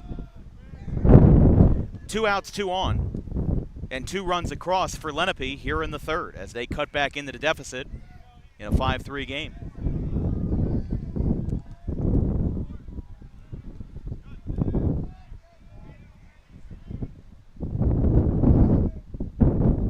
Swing and a miss. Du Bois takes the momentum and he'll get back into the box with a 1-2 count. Mitchell didn't know where that 0-1 pitch missed. You got control of controllable and compose your body language.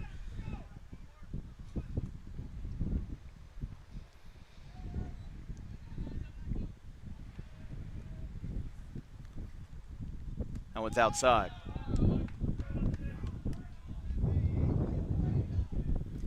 Of course, with the diamond, could be worried about a little bit of weather in our forecast. Does look like the rain will be on the way tomorrow and Thursday, so hopefully that stays.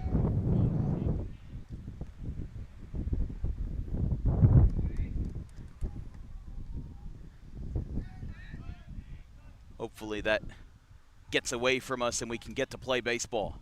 Ground ball, third base side.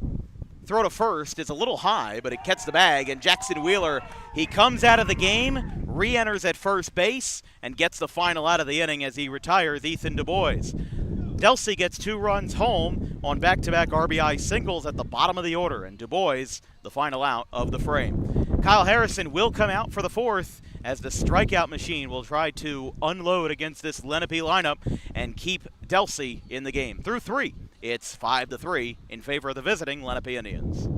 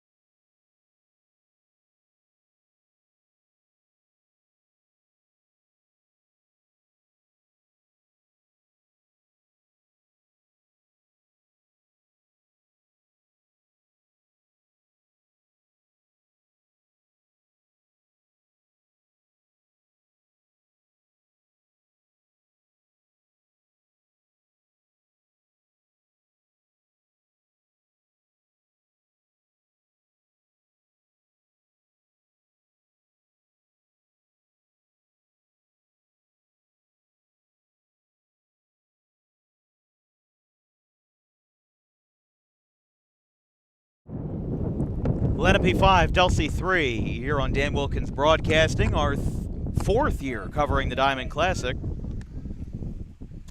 A 32-team tournament. I love talking to my friends from other states or other parts of New Jersey about the Diamond Classic because really, it is the unofficial South Jersey Championship. You know, it used to be 16 teams, and it used to be played during the state tournament, but they have moved it in recent years, and it feels like every year that I've covered the Diamond Classic, the format has changed. It was 16 the first year that I came in. I mean, I don't want to be audacious, but what I'm saying is when I started high school broadcasting, I was a sophomore in high school myself for Audubon, and it was a 16-team tournament. And I remember Audubon had barely missed the cut that year.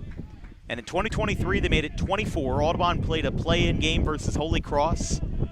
And then 2024 was the first year, I believe, that they had made it a full 32-team tournament, which, listen, the more teams that can be represented, the better. This ball is floated into left center field. It's hit pretty well. Gebhard going over, back. He can't get there. It'll bounce off the wall in center field, going to second now. He will be on the run. Here comes the throw. Du Bois on the cutoff. He got him. An aggressive send by Lenape. And Conrad almost had a triple, but instead he gets cut down on the combination of Gebhard and Du Bois for out number 1. With all fairness to Lenape, I think that I'd be much more comfortable making that send in a 2-run lead than in a 2-run deficit. It's not the end of the world, but you certainly would have liked to have that runner in scoring position. We'll go back to the top of the order for Diambra. He's 1 for 2. Single and a strikeout. This ball's floated on the first pitch, foul.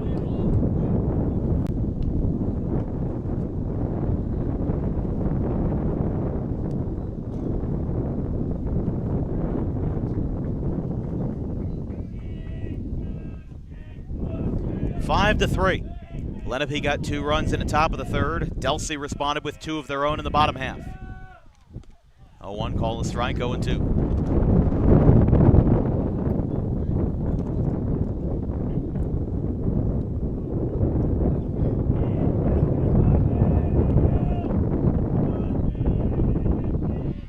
Harrison ready. He delivers. Outside.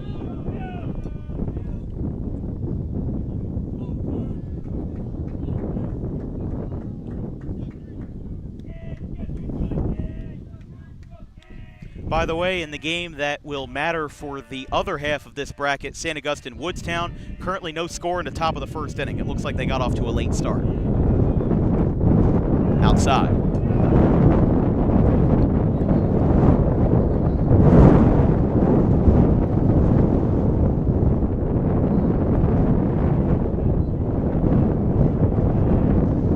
Yeah, there's no way that they started at 4 if there's nobody on 2 outs top of the first. They definitely started at like 4:15 or something like that. As this ball's floated by Diambra, shallow right field. That'll drop for a base hit. It gets in front of Jackson. And Harrison allows a 1-out single. Harrison, along with his brother Connor Harrison, are committed to Franklin Pierce University, the Division II in Pennsylvania, as a member of the Northeast 10 Conference.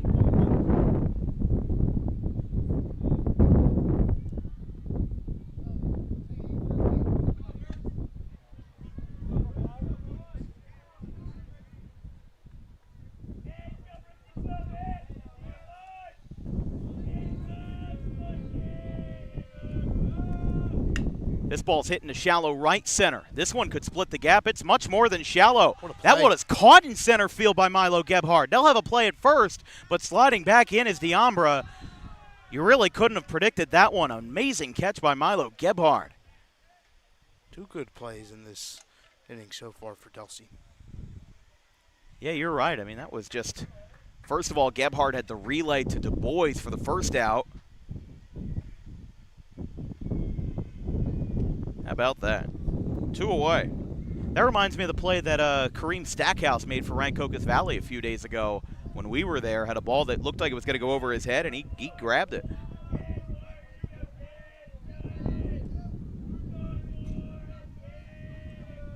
But Kyle and Connor Harrison with a fly ball to right center field. This one is going to get down. It splits the gap, and it's gone. 2-run home run out to right center field. And Lenape leaves the building in the windy ballpark. Eddie Mitchell, his 3rd of the year. Booyah! 7-3.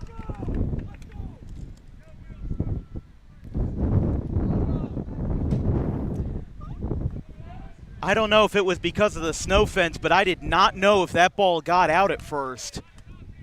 I don't feel as bad, though, because I don't think most of the Lenape dugout knew that it got out. Eddie Mitchell, 3rd time getting on base, and this time it's a big swing. 2-run shot. And with 2 away, it's 7-3 Lenape. This ball skied back behind us, and it's out of play. The batter now Wheeler, after getting subbed out of the game, he's now at first base, which took care of the fielder Prado.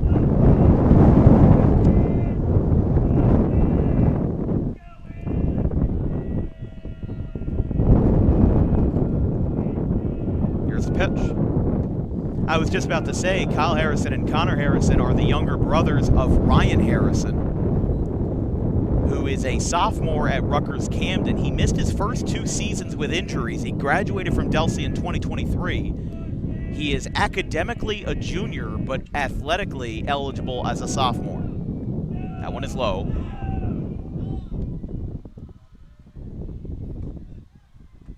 But a 7-3 lead for Lenape.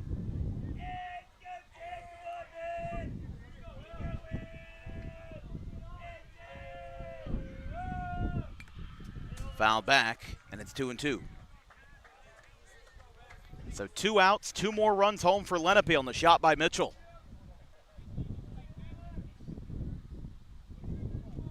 But you got to imagine, if you're the Harrison family, got to be happy with what your sons have done. 2 of them both committed to the same university in Franklin Pierce, and then Ryan Harrison, a star in high school with that loaded pitching staff of Frank Chiron, Ryan Harrison, and George Starr.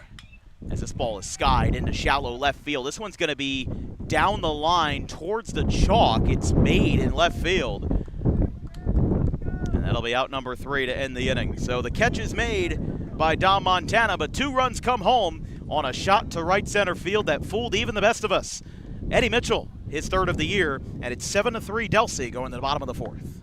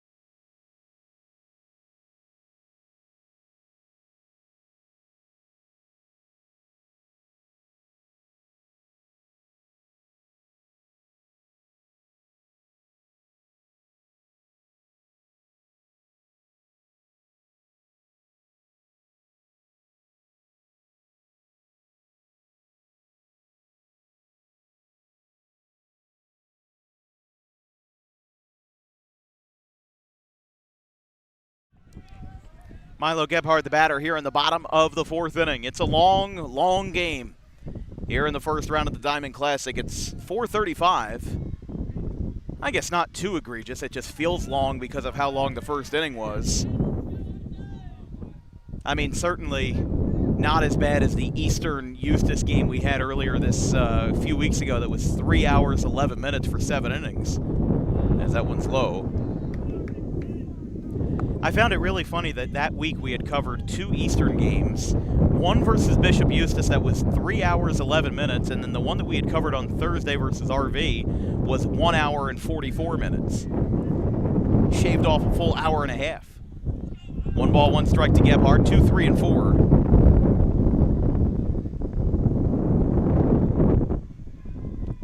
For Delsea, and that one airmails his catcher, 2-1.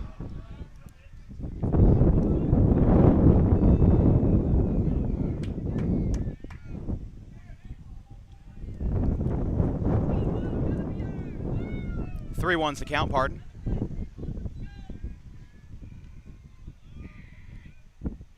Oh, and that one hit him. That one hit him, I think, in the back ankle. It'll be a hit by pitch. It would have been ball 4 either way.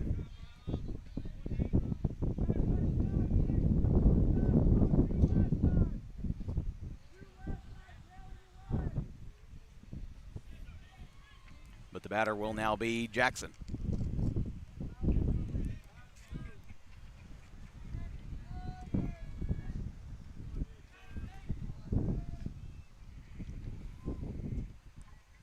There's a ground ball. This could be 2. No, it's going to be none. That goes into shallow right field. Chicklets bobbled the ball at his chest to throw down to third, not in time. Now a play at second. Everybody's safe. So a slow ground ball gets turned into a hop, and it gets turned into 2 bases. As an error on the second baseman now advances 2 runners into scoring position. Gebhard reached on the hit by pitch, and now Jackson gets to second base, and Andrew Weir has a chance to revive Delsea here in the bottom of the 4th inning, down by 4 runs.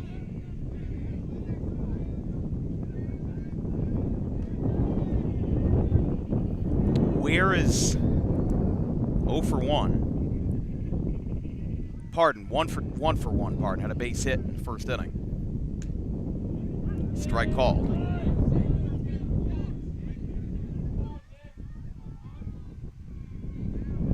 Productive outs for Delsea now. You got to hit one off the corners here with them in.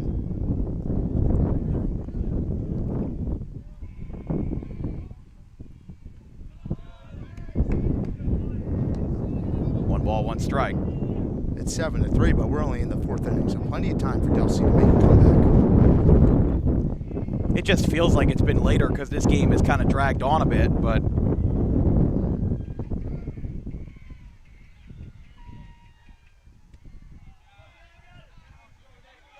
two balls, 1 strike.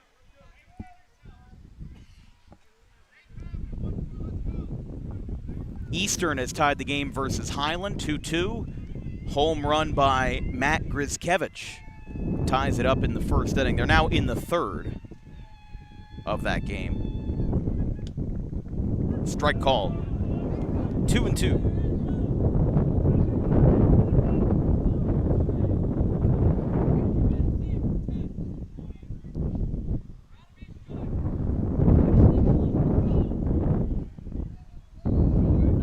Trying to find some other game scores, but there's not too many that I'm finding right now from people that are at the game. And there's not as many broadcasts of baseball in the spring as there are for football and basketball. I feel like for football, every time I catch a Friday night, I can catch 4 or 5 different games. But it's a little bit harder to find in baseball. And that's not anybody's fault. Take it from me firsthand that baseball is probably one of the hardest sports to broadcast because you are at the mercy of the conditions. You're out there when it's hot, you're out there when it's cold, you're out there when it's raining. The bases are loaded after a walk to Weir. So no hits in the inning, but 3 straight base runners reach off of Nick Klein, the freshman. And Delaney will be the batter.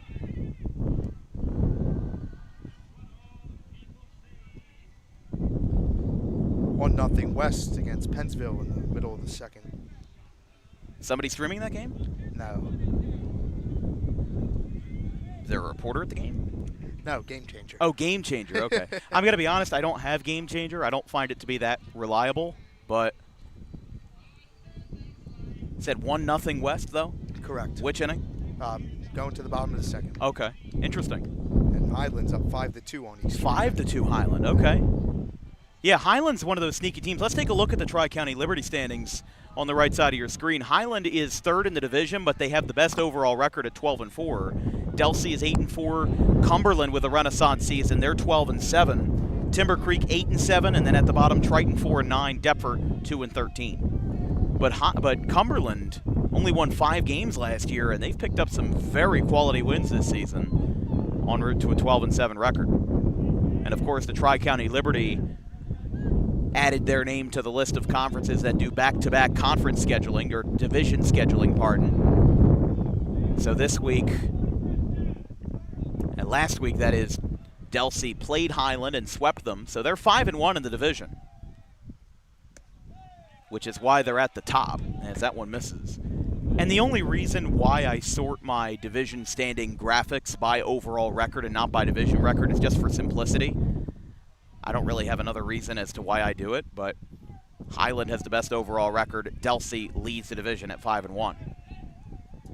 Bases loaded, nobody out. Breaking ball, misses at the top of the zone. Usually when you have a breaking ball that misses at the top of the zone, it's most likely because you didn't hold on to the baseball for long enough. You know, your release point matters at such a split-second narrow decision to where if you hold on to it too much, especially on that, snapping motion on the breaking ball, it can go into the dirt and it can be a wild pitch, or it can be too high and you can leave one out over the plate and he can, bang one out of here. But Delsea really looking to do some damage with the bases loaded. Delaney is the tying run. He pops this one up over our heads and out of play.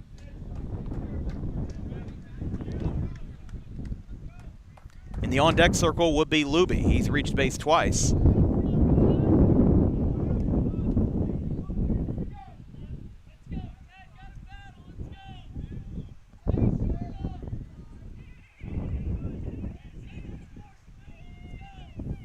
But a hit by pitch, an error, at least in my book, and a walk have loaded the bases. From Klein, strike three outside corner. He strikes down Delaney. It's his second strikeout in relief. And he gets the first out, a crucial first out here for Luby, the second baseman.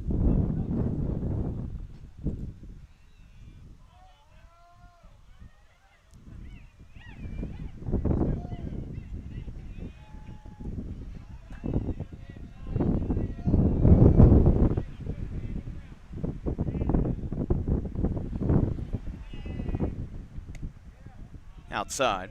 By the way, in Woodstown, St. Augustine leads 1-0. They currently have the bases loaded with 2 outs in the bottom of the first inning. So St. Augustine will try to avoid a Washington Township situation from, I think it was 2 years ago, Yes. where Washington Township had a huge upset over St. Augustine. They won the game 17-5, and then Washington Township won at least one other game in the Diamond that year. That's Klein. This one's fouled back again over our heads. Yeah, the Hermits have struggled in recent years in the Diamond Classic. We'll see if they can get back maybe to the quarters or the semifinals this year. Again, they are the 4 seed facing the 27 seed Woodstown. Pardon, they are the 3 seed. Gloucester Catholic 1, Northern Burlington 2, St. Augustine 3, and Cherry Hill West 4. This one's fouled back.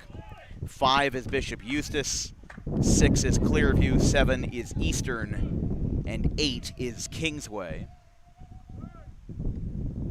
The games that are not being played today are GC and Sterling, which is tomorrow, Haddonfield Williamstown, St. Joe's and Kingsway.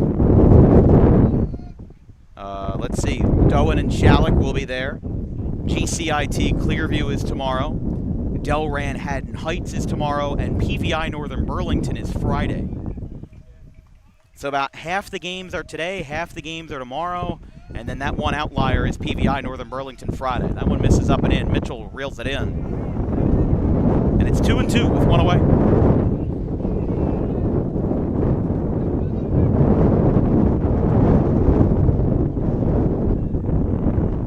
Kyle Harrison still standing outside of the Delsea dugout. Curious to see, first of all, how many pitches he's at. Second of all, if he will return in the game in the 5th inning. Bases loaded. Big chance for the Crusaders. Outside, 3-2. Luby has reached base twice, is yet to have a hit.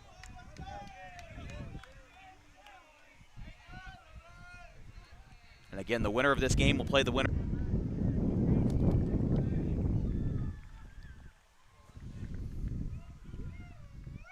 But back-to-back strikeouts with no hits in the inning for Delsea. In the top of the 5th, it'll be 6, 7, and 8, starting out with Kelowna and then Augustine and Bergman. Klein, the pitch. Swing and a miss.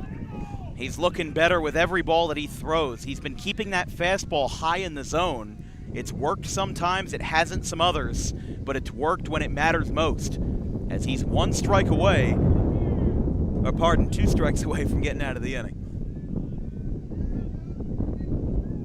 And the pitch. Ground ball, third base side. This one could be tough. Diambra has it on the run. Scoop, it gets away. Down the first base line. 1 run scores. Here comes Jackson, he's in, and it's 7-5. So off the bat of Mulhern. That ball was a tough play for Diambra. It certainly was an ordinary effort on the high chopper, but it allows 2 runs to score. I think you got to hold on to that and just let it go. Let an infield Kind of single cut your go. losses. Yeah. That's a good point. I think as well, though, the gravity of the situation kind of supersedes what Diambra was thinking. Like you were saying, hold on to the ball, cut your losses, but at the same time, you're in the first round of the Diamond. You really do want to, make that strong play, make the out that fires up your team. So, I can't really stand there and say that if I was the shortstop in that situation, I wouldn't have done the same thing. Because it's a high pressure situation. You want to get that out. You kind of have to override your thinking process in your brain to tell you, hey, I got to hold on to the ball. And you know what? That's what makes a really good baseball IQ player, is somebody who does have that ability. Not saying that Diambra doesn't, but I'm saying that is what makes a really smart baseball player, is somebody who can override the leverage of a situation for the better of the team or the better of the play. So you make a good point. It's quickly 0-2 to Familiar, the catcher. He drove in the first run of the third for Delsea with an RBI knock. Don Montana followed him with another RBI single. Breaking ball outside.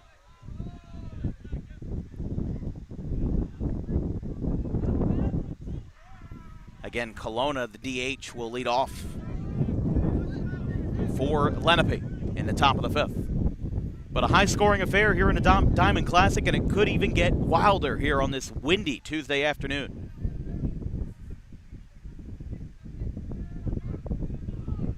Klein, the pitch. From the stretch, high.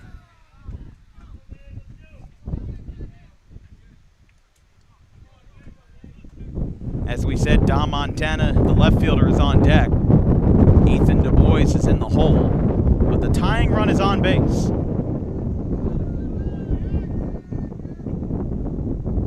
Klein delivers. Line drive, caught by Diambra! Reaches up in the air and brings that one down. He makes up for the error with a web gem at short to retire the side. Delsea gets 2 runs home as that ball got away on the last batter, or 2 batters away from him, as Mulhern brings in 2 and makes it back to a 2-run game. We don't know what's going to happen, but we're entering the last few innings here in the first round. It's 7-5 after 4.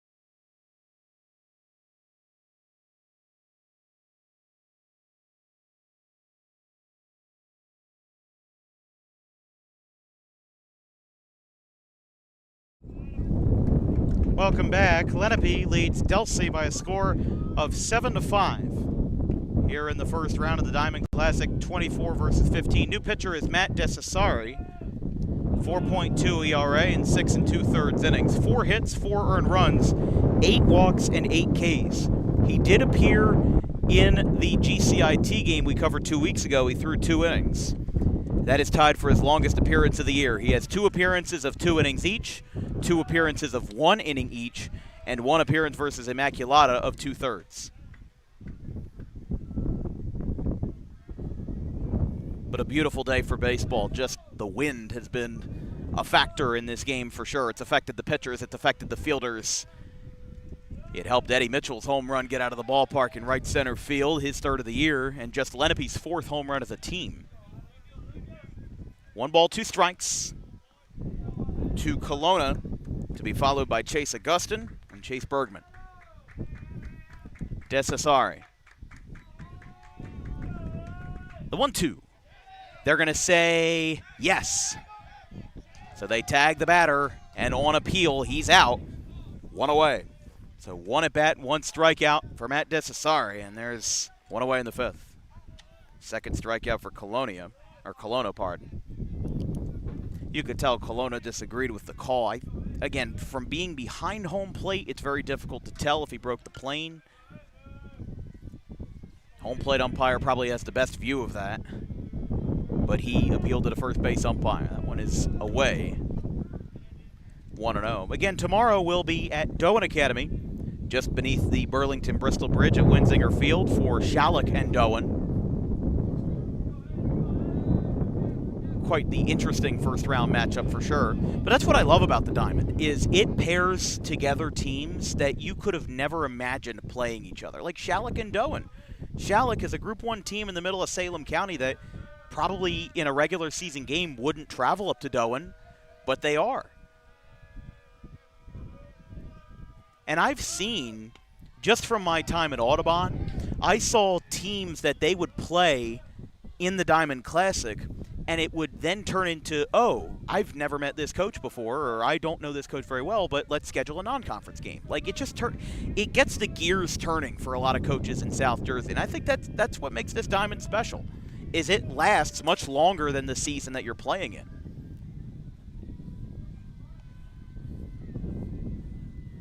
For example, Audubon, they played Egg Harbor Township in the Diamond a few years ago. I think it was last year, actually, and I knew that they were talking about playing a non-conference game or having something along that lines in the regular season.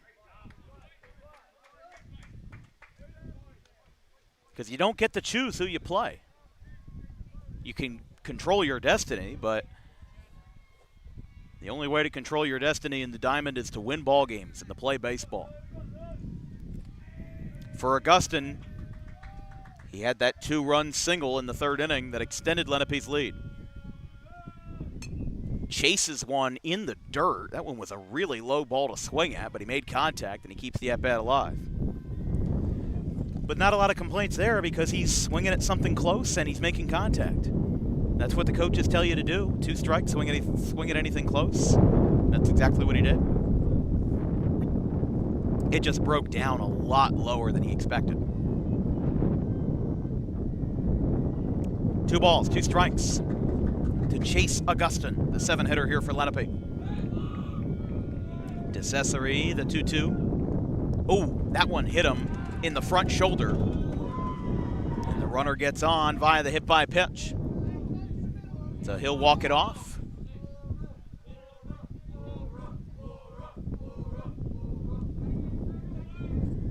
The batter is Bergman.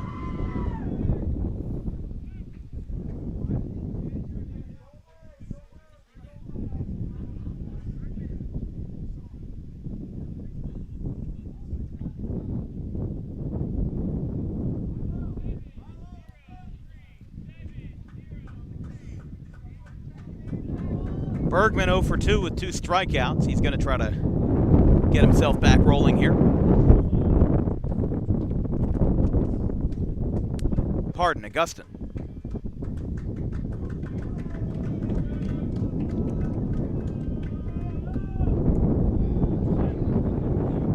So Augustine was the one that had the 2-run single. I apologize. I was a batter ahead. Like I said, I don't know what's been in me today, but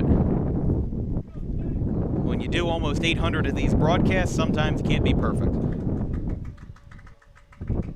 DeCesare nods and delivers. This ball's fouled back, out towards the trees, and he'll get another shot.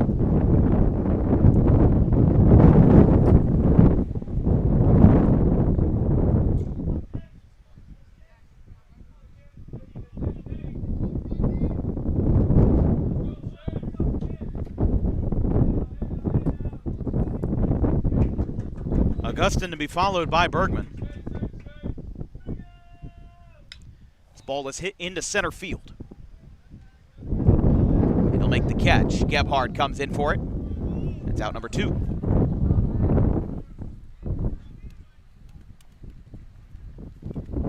So that will now bring up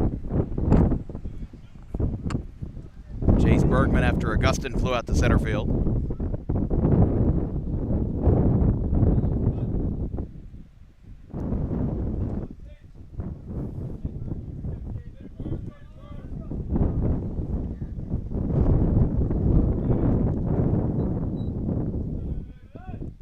Two outs, one on. That one misses high.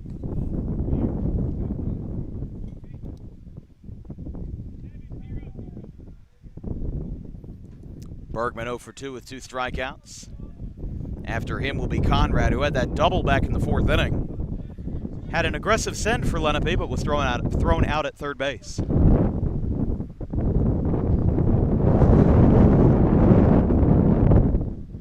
Showing bunt, and he'll pull away.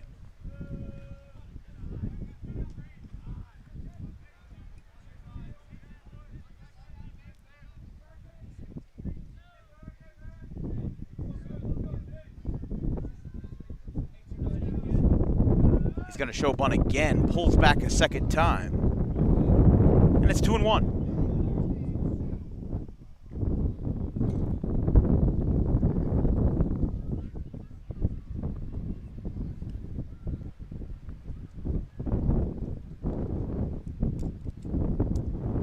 Two outs, nobody home for Delsea. They've scored 2 runs in each of the last 2 innings. 3 runs in the first, 2 in the third, 2 in the fourth. Add that up to the 7 that they've scored in this game.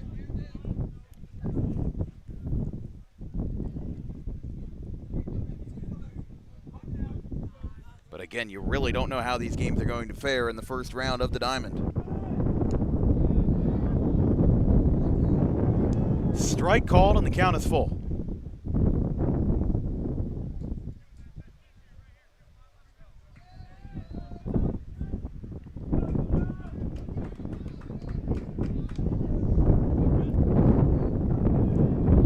DeCesare ready. This one's fouled straight back.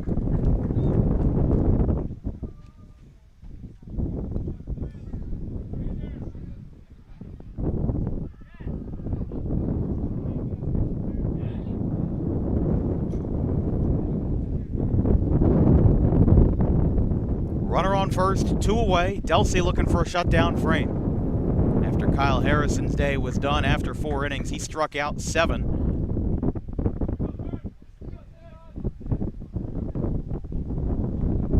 Gave up 6 hits. Only walked 1. Delsea also had 2 errors, and we've got a balk called on the pitcher. Would have been a balk either way because the first baseman wasn't covering the base. So the balk was called then because he didn't step off. So the runner gets down to second. Bergman 0 for 2, looking to avoid a 3rd strikeout. And he got him. Matt DeCesare gets the K, and the inning is over. And Lenape, for the first time since the 2nd, is held off the board. Going to the bottom of the 5th, Delsea still needs 2, 7-5, Lenape.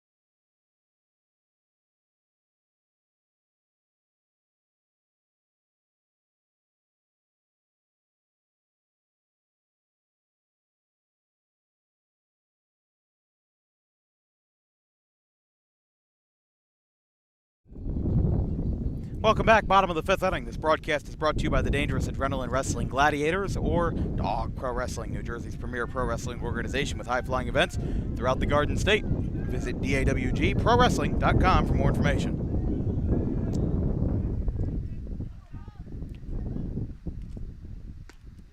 First pitch up and in from Klein. He enters his second inning of relief. 9-1-2 for Delsea, Montana, Du Bois, and Gebhardt. Outside. You know, I thought before I left the house today, I thought, do I really need my windbreaker? And I said to myself, I don't know if I need it, but let me bring it just in case.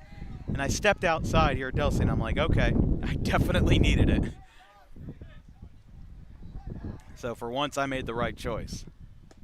There's a strike called. 2-1. Right-hander is warming up for Delsea in the bullpen down the left field line. This one's popped up, back behind the plate, and foul.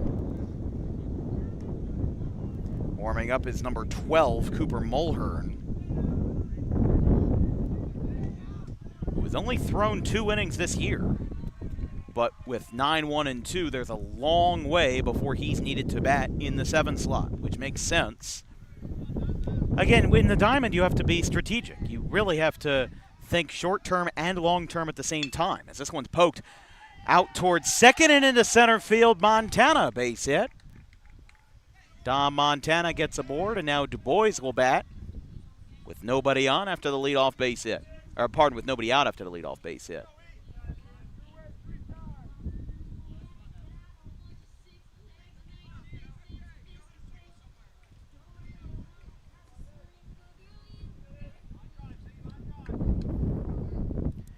Montana's reached base all 3 times. He's 2 for 2, a walk and 2 singles, including an RBI.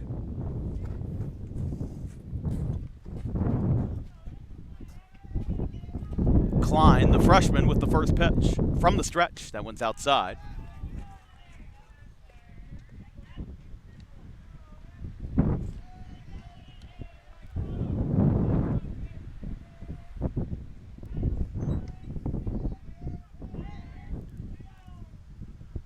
Time is called. Something in the eye of Mitchell. Got to imagine something to do with that wind, maybe kicked up a piece of dirt. Happens a lot in games like this with how wild it's been.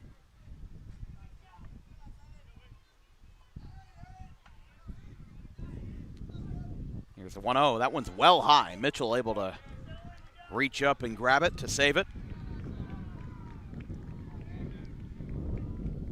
2-0.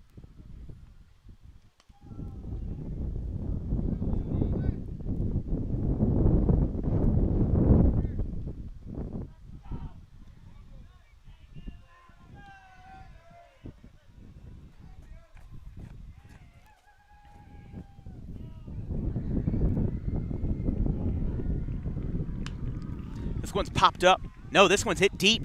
Left field, it's got a chance. He looks, he turns, it's gone. Game tied. Ethan Du Bois. Second home run in this game.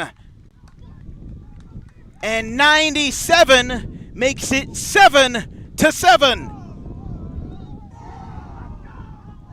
That ball carried off the bat. It looked good once it reached the apex in the air. And Ethan Du Bois makes it a tie game, his 3rd hit of the game, a 2-run home run. And here is Milo Gebhardt. Brand new ball game here in Franklinville. That one's up and out to Gebhardt. It just looked like that ball was really high in the air. I had no idea if it was gonna get out. That's why I said it was popped up. I said if he got one out the left field, it was going. You were right. You were absolutely right.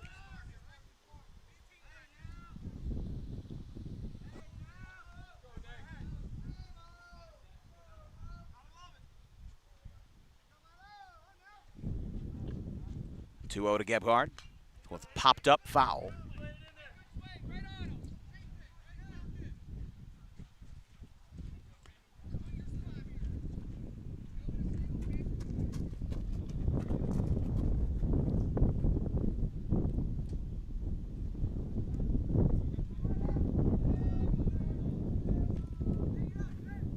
Two balls, one strike.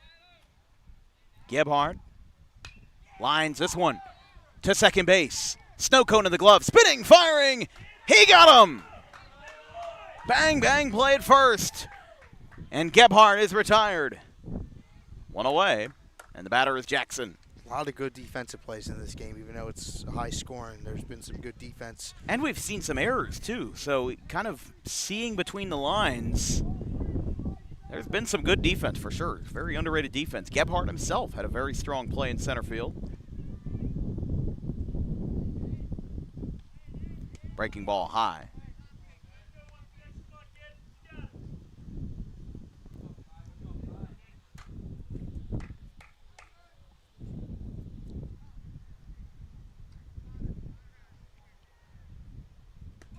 That one is high, 2-0.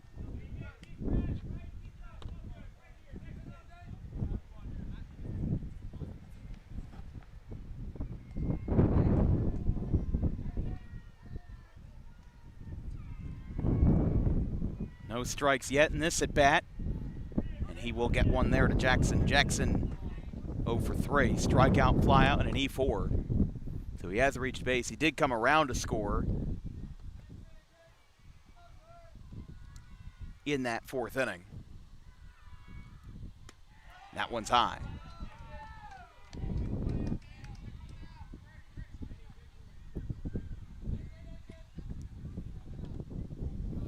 The on-deck circle will be Andrew Weir, the third baseman.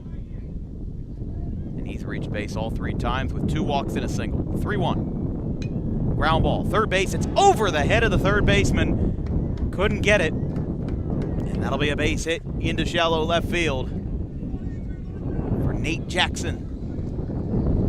And Delsea's got the go-ahead run on here in the bottom of the 5th.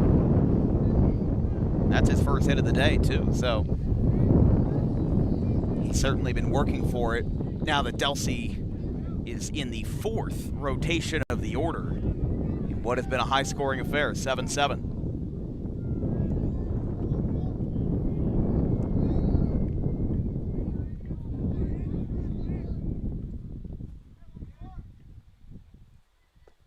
Low to Weir. We mentioned he's reached base 3 times, all 3 times with a single and 2 walks.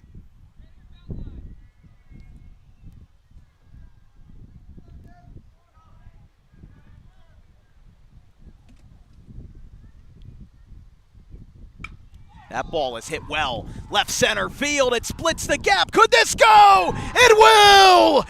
Andrew Weir, 2-run home run! It's a go-ahead shot, the second of the inning. He will ride with the wind. And the Crusaders lead it 9-7. Second home run of the inning. And that ball, unlike the other 2, had no doubt. Third home run of the game. And Delsea, after being down by 4 earlier in this game, 5-1. I said it, with Delsea's offense, they were never out of this game, especially with how much time and outs they had to work it, and a 4 spot here in the 5th. And Lenape, now they have a good offense too, and they've hit all over the place in this game, but the pitching for them, for both sides, has been the problem. And with as many games as you potentially have this week, you got to start to piece things together and get an arm that can get outs. So a mound visit here. Love this. Delsea's having fun. In a 9-7 game, they trailed by 5-1 at one point. And for the first time in this game, they have led. First time all game. They trailed by 3 in the first inning. Lenape got on the board early. Just really don't know where this game's going to go from here. Every turn in this game has been a wild one.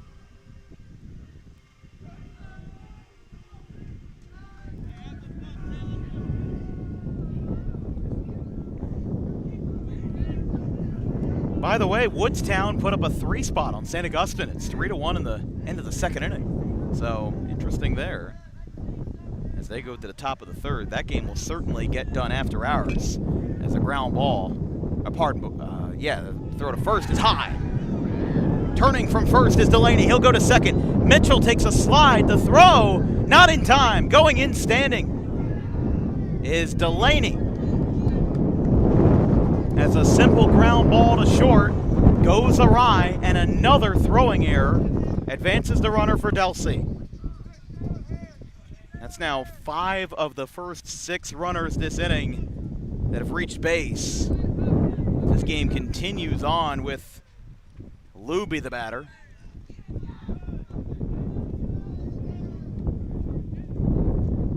And Mulhern's going to be in the on-deck circle. He started this inning warming up because we started with the 9 batter.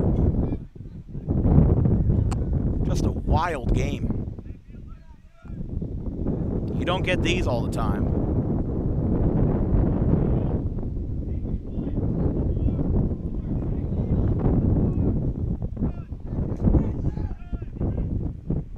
Oh, that hits him right in the shoulder. And a hit by pitch brings up Cooper Mulhern, who just a few minutes ago was warming up in the bullpen. And now Matt Woods comes out. This is going to mark the end of the road. It should, at least, for Nick Klein, because it's his second mound visit of the inning.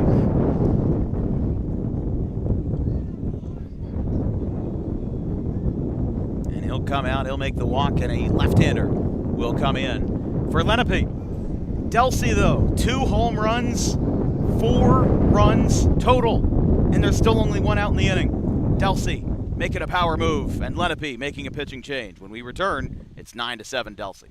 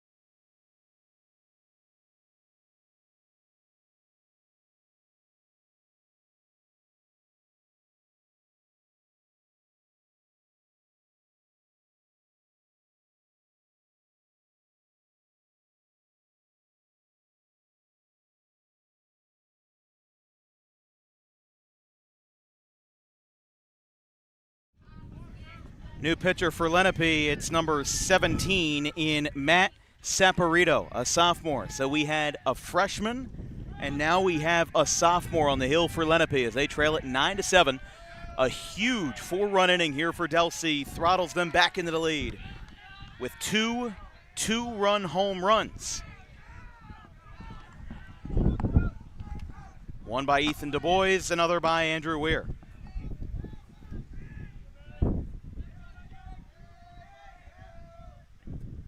Low. So Cooper Mulhern brought in 2 runs on an E6 back in, well, an inning ago in the 4th. I mean, it feels like one of those games where both teams could really score 10 runs. Make it like a 13-10 game or something. Here's a ground ball. That gets stopped at short. Safe there, safe everywhere. Bases loaded. Mulhern got it. diving effort by Diambra. He was unable to get him out at second. Saved the run, though. You're absolutely right. It still did save a run.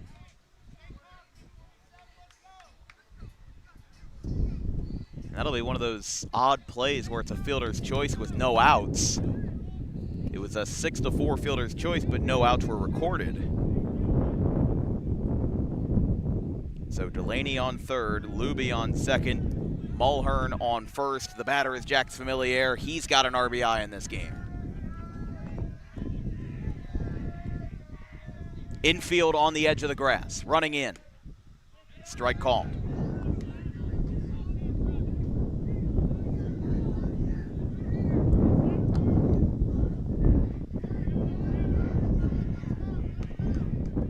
Corners are really in. Almost like bunt defense. Strike called. I don't think we're going to see a squeeze. No, I doubt it out of the catcher. I doubt it. If anything, I'd think you're more likely to see it out of Don Montana, the 9-hitter. Because usually that's the 9-hitter's job to move you to the top of the card. But he's thrown 2 pitches for a strike. And now it's 0-2. Outside corner, framed by Mitchell, no call, 1-2.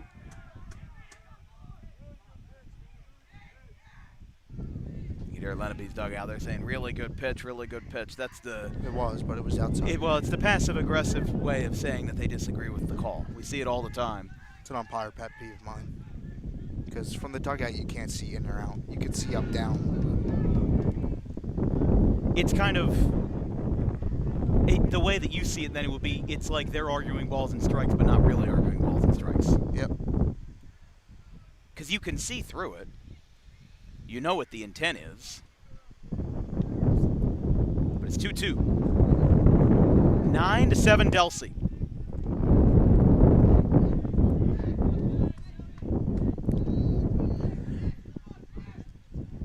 For Jax Familiar, he's 1 for 3.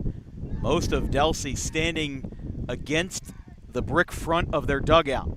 That one's inside. And it's 3-2. And now a really tough spot for Saporito. Nowhere to run, nowhere to hide. And there's no room for comfort. Now down by 2 with Delsea possessing their first lead of the afternoon here in the Diamond Classic. First round, the 3-2. Ground ball, high chopper. Diambra can't get there with the infield in. Here comes Delaney, he scores. Luby comes around. Strong throws up the line, cut off, 2-run single. 6 runs, half a dozen, count them. And it's 11-7. The hits keep on coming, and with 1 away, Delsea continues to pour on the offense. As that one just got past Diambra. Dare I say that would have been an out if the infield wasn't in, but that's the gamble that you take. That's the risk that you accept. There's been a lot of those high choppers, though, today. It's been very tough, very fundamental. Running at first is Luke Logadis. That's now 3 RBIs for Familiar. Good thing is, if you're Kyle Harrison, you're now kind of liberated in this because you would have lined up with the loss if Lenape had held on. And now you would get, at best, you would get a no decision. Or no matter what, you're going to get a no decision, I should say.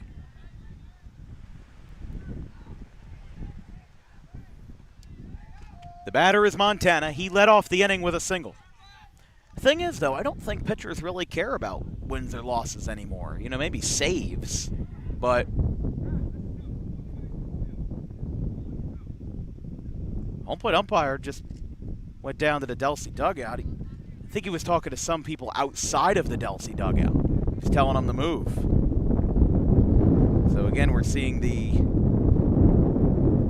Vincent Londino going over to third base side. Yeah, there were some, I think it was some Delsea kids or something that were, I didn't hear anything. I can't hear anything through the headset, so I don't know what was said, but they told him to move away from the dugout. This ball's fouled back, and it's 1-1.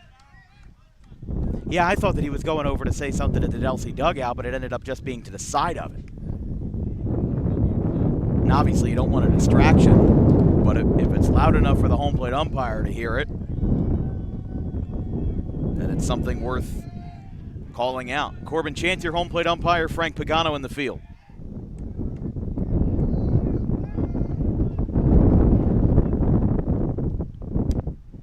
Strike called, 1-2.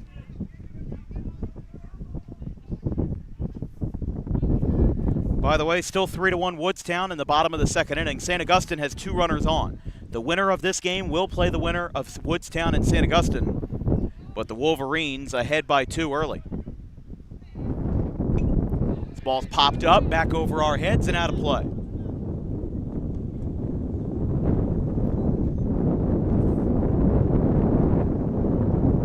The 10th batter of the inning in Montana.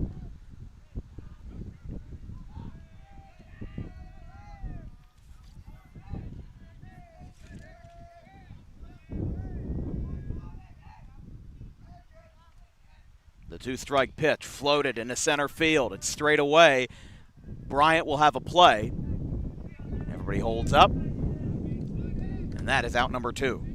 And that breaks a streak of 7 straight base runners for Delsea. We'll go to Du Bois back at the top of the order here. And the inning started with Montana, who singled, and then Du Bois had the home run. Gebhard grounded out. Jackson singled. Weir had a 2-run home run. Then it was E6 hit by pitch. Fielder's choice with no outs. And then the 2-run single by Jax Familiar. 4-run game, 11-7 Delsea here. High-scoring affair as Du Bois, the Delaware commit, takes a strike. 0-1.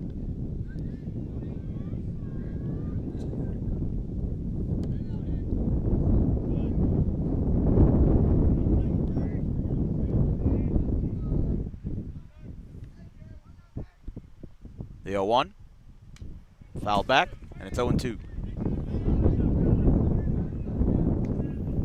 With Lenape in the top of the 6th, they will lead off with 9-1-2. Conrad, Diambra, Bryant.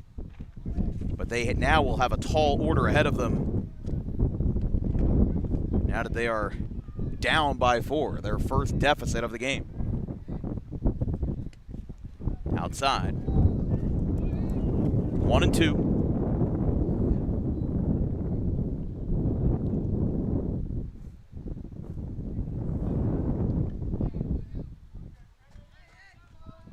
Here we go. 2 strikes, 2 outs, 2 on, and 4 runs across in the inning, or 6 runs, pardon, in the inning, to give Delsea a 4-run lead, and Du Bois will have his second hit of the inning to right field, and it gets past the right fielder.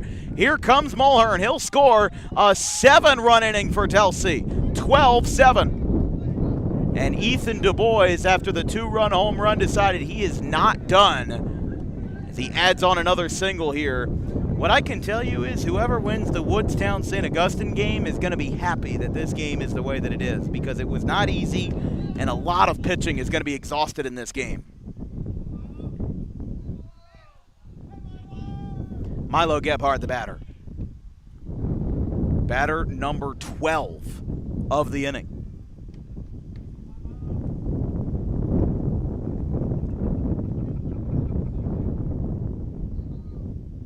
First pitch rolled over to second base. He'll have a play at first, and it's in time. Wheeler has it to end the inning.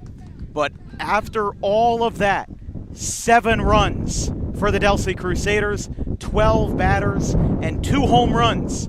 We go to the 6th inning. It's 12-7 in favor of the Crusaders.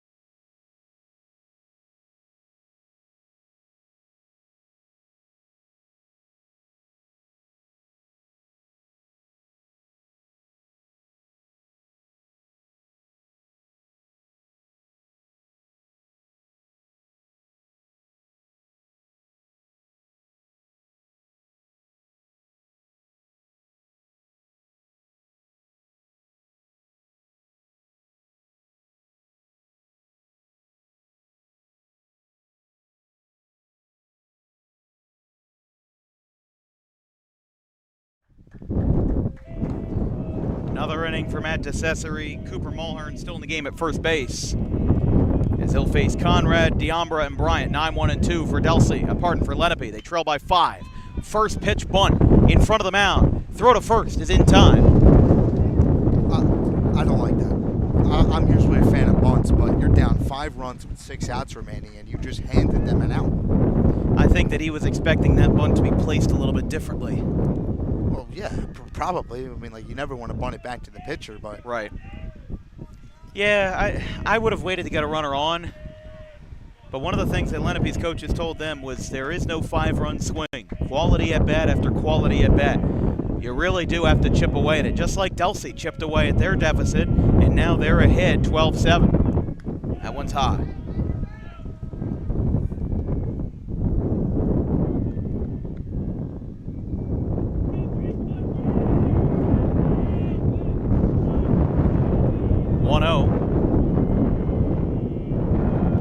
That one's outside, 2-0.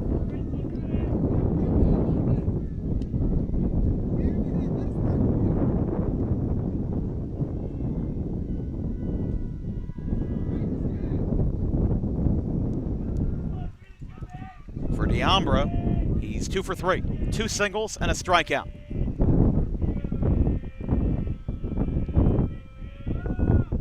That one gets away. Missed well wide of the batter and of the catcher.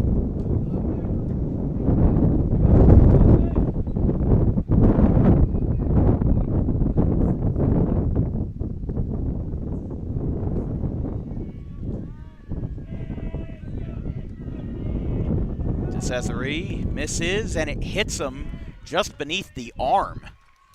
And he's clutching that left arm. Got hit pretty badly there. He kind of extended his arms up to try to get out of the way, and instead got drilled right in that same spot. So a hit by pitch for Diambra. He's on base for the 3rd time, and now it'll be Brooks Bryant. But Lenape coming off of a 7-2 win over Cherokee. They'll be playing their 3rd game in 3 days tomorrow. This is already their 2nd in a row, and they'll visit Rancocas Valley for an Olympic American contest on Wednesday.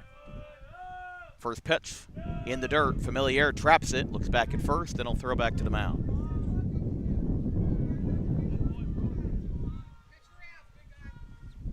And Vincent Londino talking to his pitcher. He said, just pitch for outs. Don't worry about the base runner. You're up by 5. 2 very different approaches here for the 2 teams. Foul back towards the 3rd base line, and it's 1-1.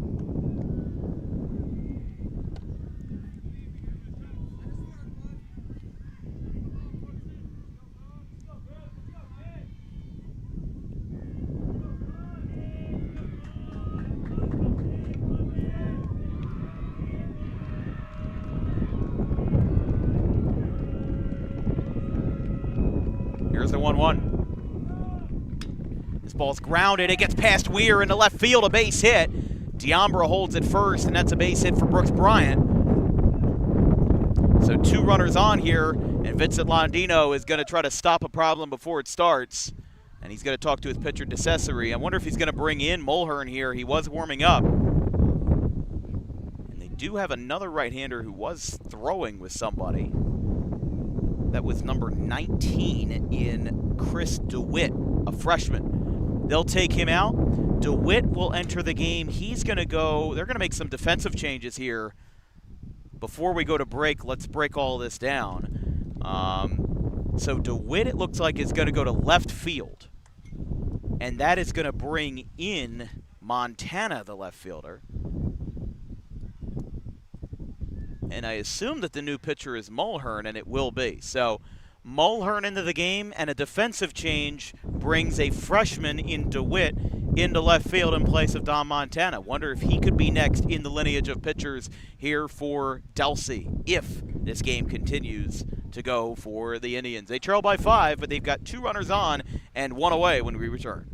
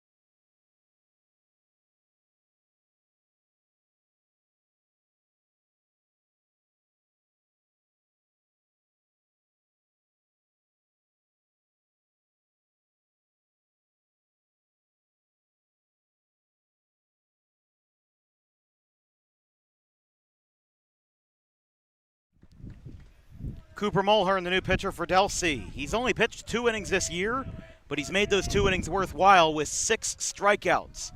So I think he's going to be a shutdown guy. He pitched last on April the 25th versus Clearview. 1 inning in each appearance and 3 strikeouts. No hits, no earned runs, no walks, no nothing. He also pitched versus Deptford on April the 14th in a 4-2 win. This ball's fouled back by Mitchell. 0-1.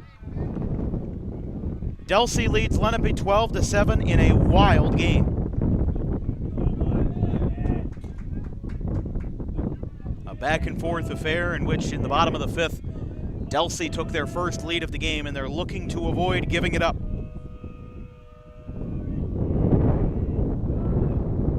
Low, saved by Familiar.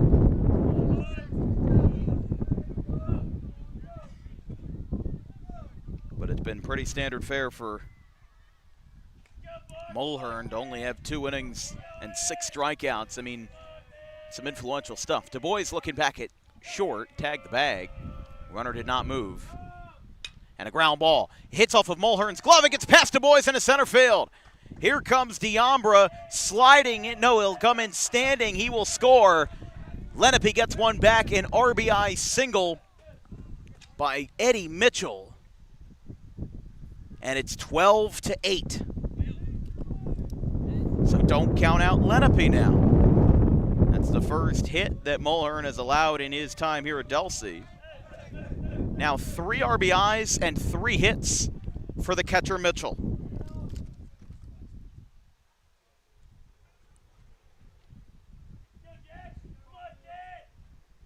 And a 2028 guy as well, consistently ranked among the top players in his sophomore class.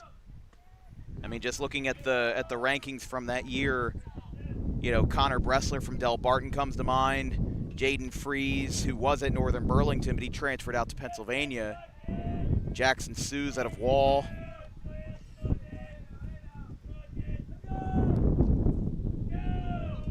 That one missed, and it's 2-0.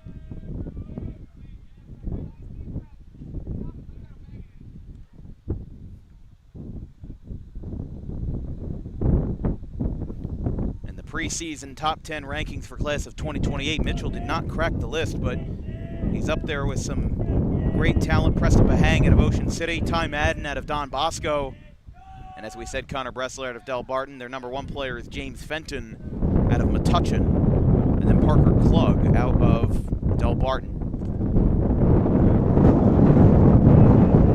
Another right-hander warming up for Delsea, and it's number 1 in Connor Harrison. The twin brother of Kyle, also headed to Franklin Pierce. Strike called. But like I said, now that St. Augustine leads Woodstown, they lead them 5-3 in the 3rd.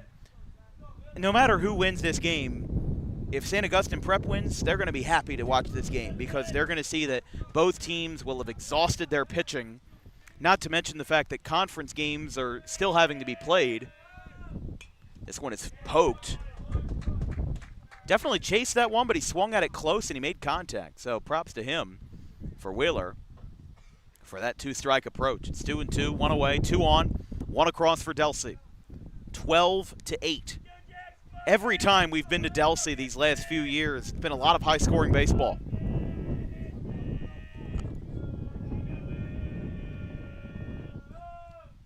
This ball's hit into the gap in left center by Wheeler. It's going to get down, takes a bad hop. Gebhardt has it. Here comes Bryant. Cut off, no throw. Another run comes in for Lenape, and it's 12-9.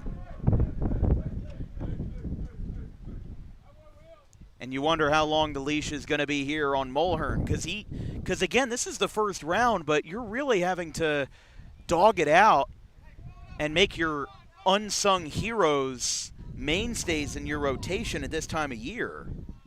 This is really intriguing here. But Wheeler with the RBI, back-to-back hits. Mitchell, his runner held at second. That's still Will D'Antonio. But Diambra and Bryant have both scored in this inning, and it's now 12-9. Swing and a miss. Really ahead on that breaking ball, and it's 0-2. Remember how I said there's a chance that both of these teams could score 10 runs in the game? I think I said that about 20 minutes ago, and it's almost coming true. Yeah, this has been a crazy game. One of the wildest I've seen this year, right up there with PVI Audubon and Audubon Ocean City. Outside. I'm trying to think of some of the other games we've had that have been, I mean, Woodstown Shalleck was a wild game, but it wasn't that high scoring. It was only 4-3. Just the walk-off hit splitting right between right and center field. It's one of the craziest drops of luck you're going to get if you're Shalleck. What an atmosphere that was, too, at the Elmer Classic. 2 straight misses, and it's 2-2. I think Lenape's starting to learn not to lean on that breaking ball. Fouled back. Speaking of that game that Tom McGurk is at, Highland leads Eastern 9-7. What a game that is. What inning are we in that? Is that either the 4th or the 3rd? 4th, okay. So it's a lot like this game, let's say. Swing and a miss. He got him. That's the 7th strikeout this year for Cooper Mulhern. And Chicklets goes down on strikes. It's his 3rd strikeout of the game. There's 2 away after 4 straight base runners reached for Lenape. In that Eastern Highland game, Matty G, the outfielder for the Vikings, 3 for 3, 6 RBIs, and just a double away from the cycle. It's the 4th inning.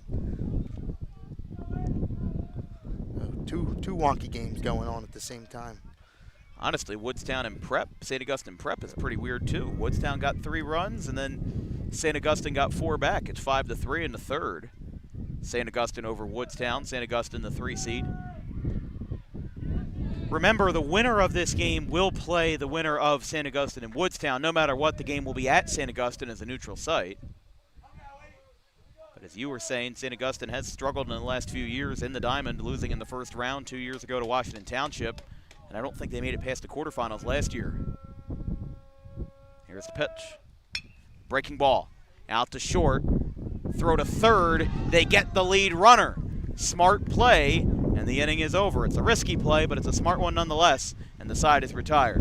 We go to the bottom of the 6th. What a game this has been. Delsea 12, Lenape 9.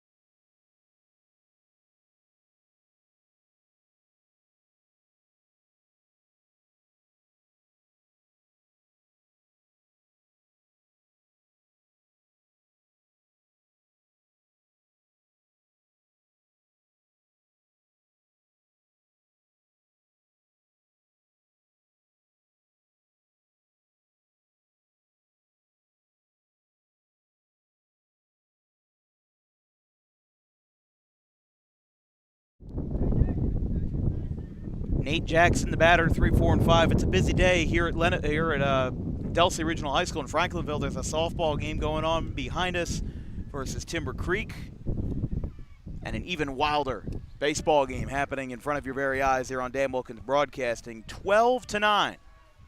Delsea, with their first lead of the day, scored 7 runs in the 5th inning, including 12 batters, 6 hits, 2 home runs.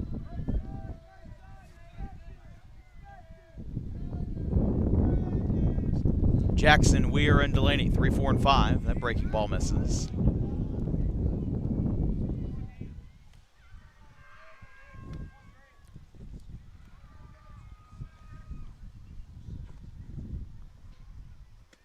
That one's high. 2 balls, 1 strike.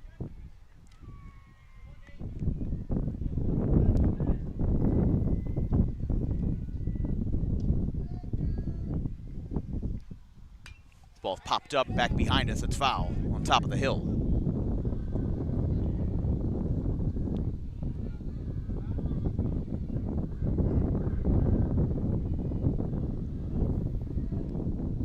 Jackson has reached base twice. He has one base hit, which came in the 5th inning as a part of that 7-run barrage. Ground ball, sharply hit. Diambra has it with one hand, throws to first. It's low, and they're going to say he tagged him. He got him. Close play. It looked like Wheeler held it down at first. There's one down. 6-3 ground out in his 5th at bat. Batter will be Weir, the third baseman.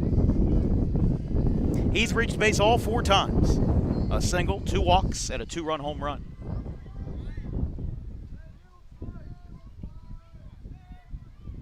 But Lenape led by as much as 4 runs in this game, 5-1.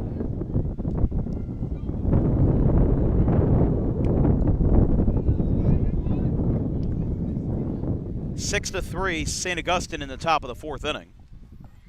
This game's nearly going to be 3 hours long. It's 5:48 right now.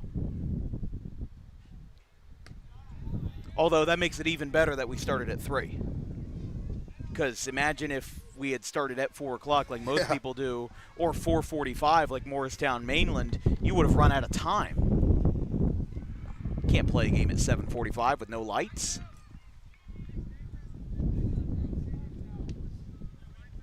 Ball was fouled back.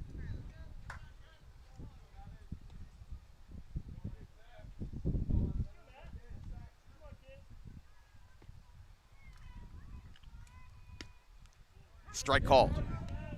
2-2. Again, tomorrow we'll have Shalleck and Doan Academy in the first round of the Diamond. That'll be at 4 o'clock from Winsinger Field. And then Saturday we'll have our neutral site games at Alcyon Park. This one's popped up. Third base, hugging the chalk and reeling it in to make the catch. It's out number 2. So Weir is retired and Delaney will be the batter.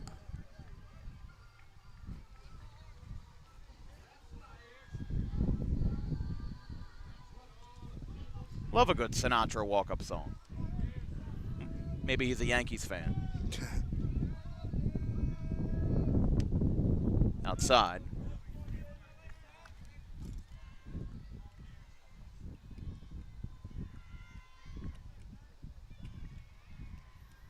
This is the third pitcher of the game for Lenape, as another high chopper. We've seen a lot of them today. Diambra falls, ball rolls to first, and he got him. Tough play. Diambra got the throw as he was falling, and he somehow retired Delaney. A huge 1-2-3 inning for the sophomore.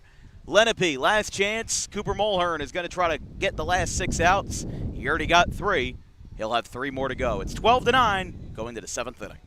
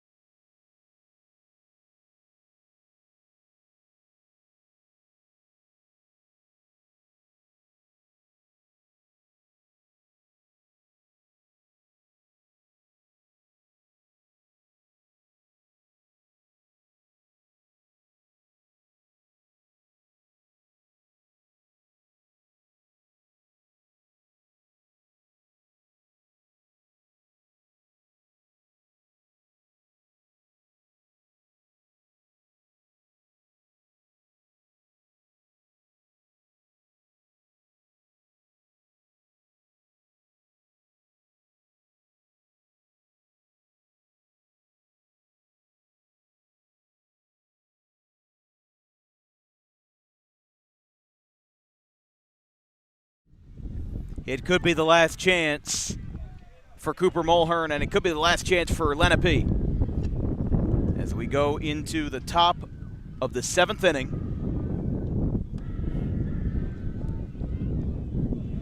wonky. We have a pinch hitter. It is number 23, which is Jack Marquardt. He's a junior, and this is just his third career at bat. He had one versus Timber Creek and one versus Camden Catholic. So I think he's a late season call-up because he had one on the 27th, one on the 28th, and now one on May the 5th. So all three at-bats have come in the last 2 weeks, but Mulhern trying to get the last 6 outs. It would not be a save because Delsea did not enter the 6th inning with a save margin. They entered with a 5-run lead, and Lenape got 2 runs back. 7, 8, 9, and was inside. How conservative do you want Lenape to be here? Because Mulhern has struggled to hit the strike zone consistently. I wonder if they're going to try to nip on that weakness a little bit. I think you take a strike like you usually do when you're down in the last inning and then go to work.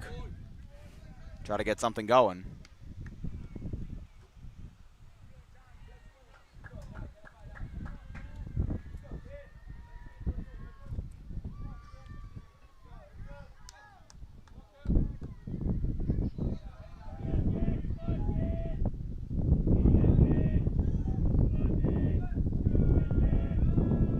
That one skips in.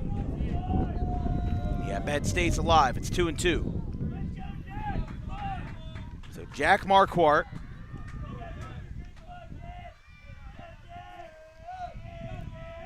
And then it's Yost in the on-deck circle. High chopper. Tough play. Double clutch. He's out. One step separated him at first base. And now Braden Yost will pinch hit for Bergman.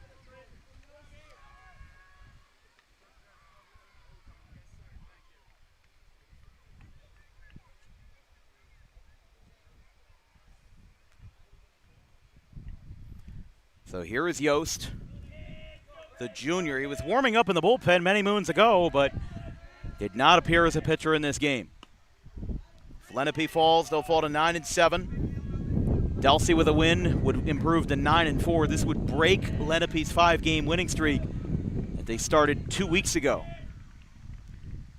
They have a lot of games scheduled on the horizon for the Indians as that one misses. 2-0. But if you think about it, 32 teams entered a tournament today, and only 8 will survive after the weekend. That ball skipped off of the catcher's glove and Familiar.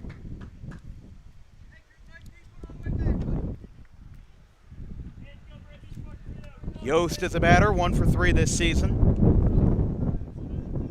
And his first at-bats all were yesterday versus Cherokee. So a new face to the lineup of this Lenape team. That one's low. And he did exactly what was needed of him. He draws a walk. It's a 4-pitch free pass. And will now go to Tyler Conrad in the 9 slot. And that sets him up well because as long as you don't roll a double play, you'll at least give Diambra another chance. I mean, Diambra's a star player. He's somebody that is definitely going to be somebody to watch, you know, kind of like a player that can really get a spark going. Because a 2-out rally certainly could be in your future if you play your cards right. First pitch from the stretch, Mulhern outside. 5 straight balls there for Mulhern. 6-3 ground out by Marquardt opened up the inning. And then Yost followed him.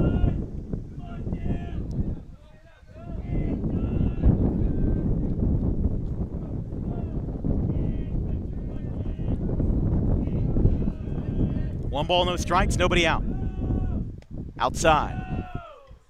And now Londino's going to come out. He'll see what he needs to see out of Mulhern because he's now thrown 6 straight outside of the zone. But Lenape's done their job. They really have abstained from swinging if they don't have to. And Londino, the former assistant under Joe Smith, will have a word with him. Again, Londino took over for Smith when he left to go to Mainland in 2024.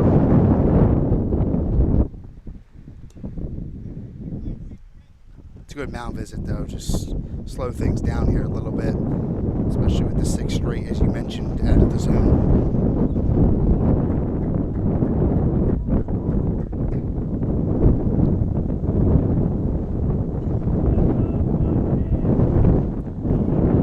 Absolutely. I mean, it's a good way to just calm him down. If he throws a strike here, wouldn't be surprised.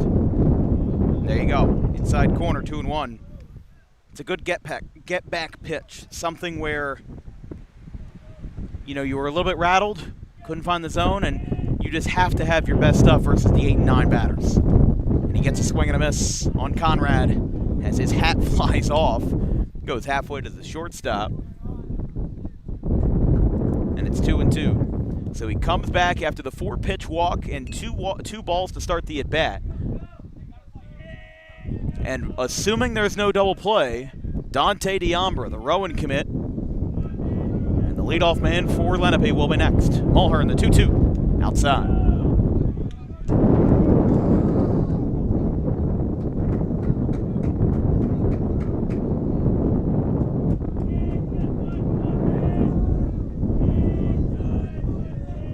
Full count, Mulhern delivers. Swing and a miss, he got him. Huge strikeout for Cooper Mulhern to turn the lineup over. And now we're down to our last out here in Delsea. And it'll be Dante Diambra, the future Rowan Prof. As we mentioned, they won their NJAC conference over William Patterson. And how funny is it that the softball game started an hour before us and is over? After us. Oh, what did I say? Before. Oh, I'm sorry. It started an hour after us. It started at 4 o'clock. And it's now over. Hitting the 6 o'clock hour here, a 3-hour ball game in a high-scoring affair, 12-9.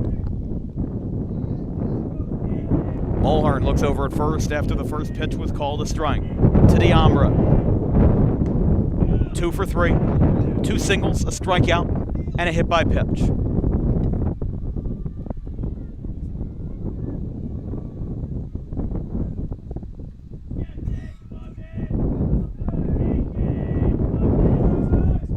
Swing and a miss. 1-2. As we said, Lenape with a loss would not only eliminate them from the diamond, but it would break their 5-game winning streak. And they'd beaten some quality teams, including Cherokee in the Olympic American. And they'll go back tomorrow to play Rancocas Valley in their division. Mulhern, the 1-2. Swing and a miss! And the Delsea Crusaders stay alive into Saturday with a 12-9 first-round win over Lenape in the 52nd Diamond Classic. Mulhern got the job done. He struck out the last 2. And in the Battle of the Reds, a fully entertaining game from start to finish. One that Delsea didn't take the lead in until the 5th inning. Lenape led by 4 runs at one point, and it all is for naught as Delsea, a contender in the Tri-County Liberty, will advance into the next round. What a game that was. What a game. It was a great game, yeah. It was sloppy in some parts, but there was also some good parts. I mean, like 2 competitive programs that their offenses can strike at any point. I said that during the broadcast that when Lenape was up 4 runs, this game was not over because of how much time was left, but also because the Crusaders' offense is so talented and deep, and that big 7-run inning was the difference maker. The pitching on both sides did struggle, but that's going to happen this week, especially in the Diamond Classic. With you having to rely on some guys that might not have the experience pitching but can step up. And Delsea got a couple guys to step up at points when they needed to. Yeah, Delsea did what they had to do. They chipped away. They were down 5-1 at one point. They made it 5-3. Mitchell's home run made it 7-3. Then he made it 7-5. And that 5th inning was the crucial inning of the game. 2 home runs, 12 batters, 7 hits, 7 runs. They did everything that they needed to do. And Andrew Weir, the go-ahead 2-run shot, I'm going to give him the player of the game. I think Ethan Du Bois had a great game as well. But for Weir to have that go-ahead 2-run home run, not to mention the fact that he had 2 walks in the game as well. He came around to score on one of them. He did his job. And he had some good plays over at third base as well. So listen, this was not a game where any pitcher besides maybe Cooper Mulhern will be celebrated. I think this is a game where neither team really had their best in terms of pitching, but also it's the first round of the Diamond Classic. This is where you have to navigate the waters between managing your pitching for the Diamond and managing your pitching for the conference games ahead of you. So how do you manage that? It's really difficult. So I don't blame this game for being the way it was, and we're going to see some high-scoring affairs in the Diamond. But what I think is most important is that this was a very interesting game. It was a 3-hour game at that. Started the game an hour early at 3 o'clock, and we're now finishing up here at 6. So there was a lot to like about this game, and even though the ball was flying out of the yard, and even though the defense was sloppy, everybody was able to hold it down. Yeah, at the end of the day, it was a competitive game that was 12-9, and both teams have to keep their heads up, and for Delsea, they move on. They got a couple of division games before coming back on Saturday in the Diamond Classic, so hopefully they can manage their pitching and go compete against either Woodstown or St. Augustine on Saturday afternoon. And we'll give you an update, one more before we head off the air, on that Woodstown-St. Augustine game. Let's see, they're in commercial break right now. I'm just rewinding on the broadcast that they have. I don't know what they have going on right now.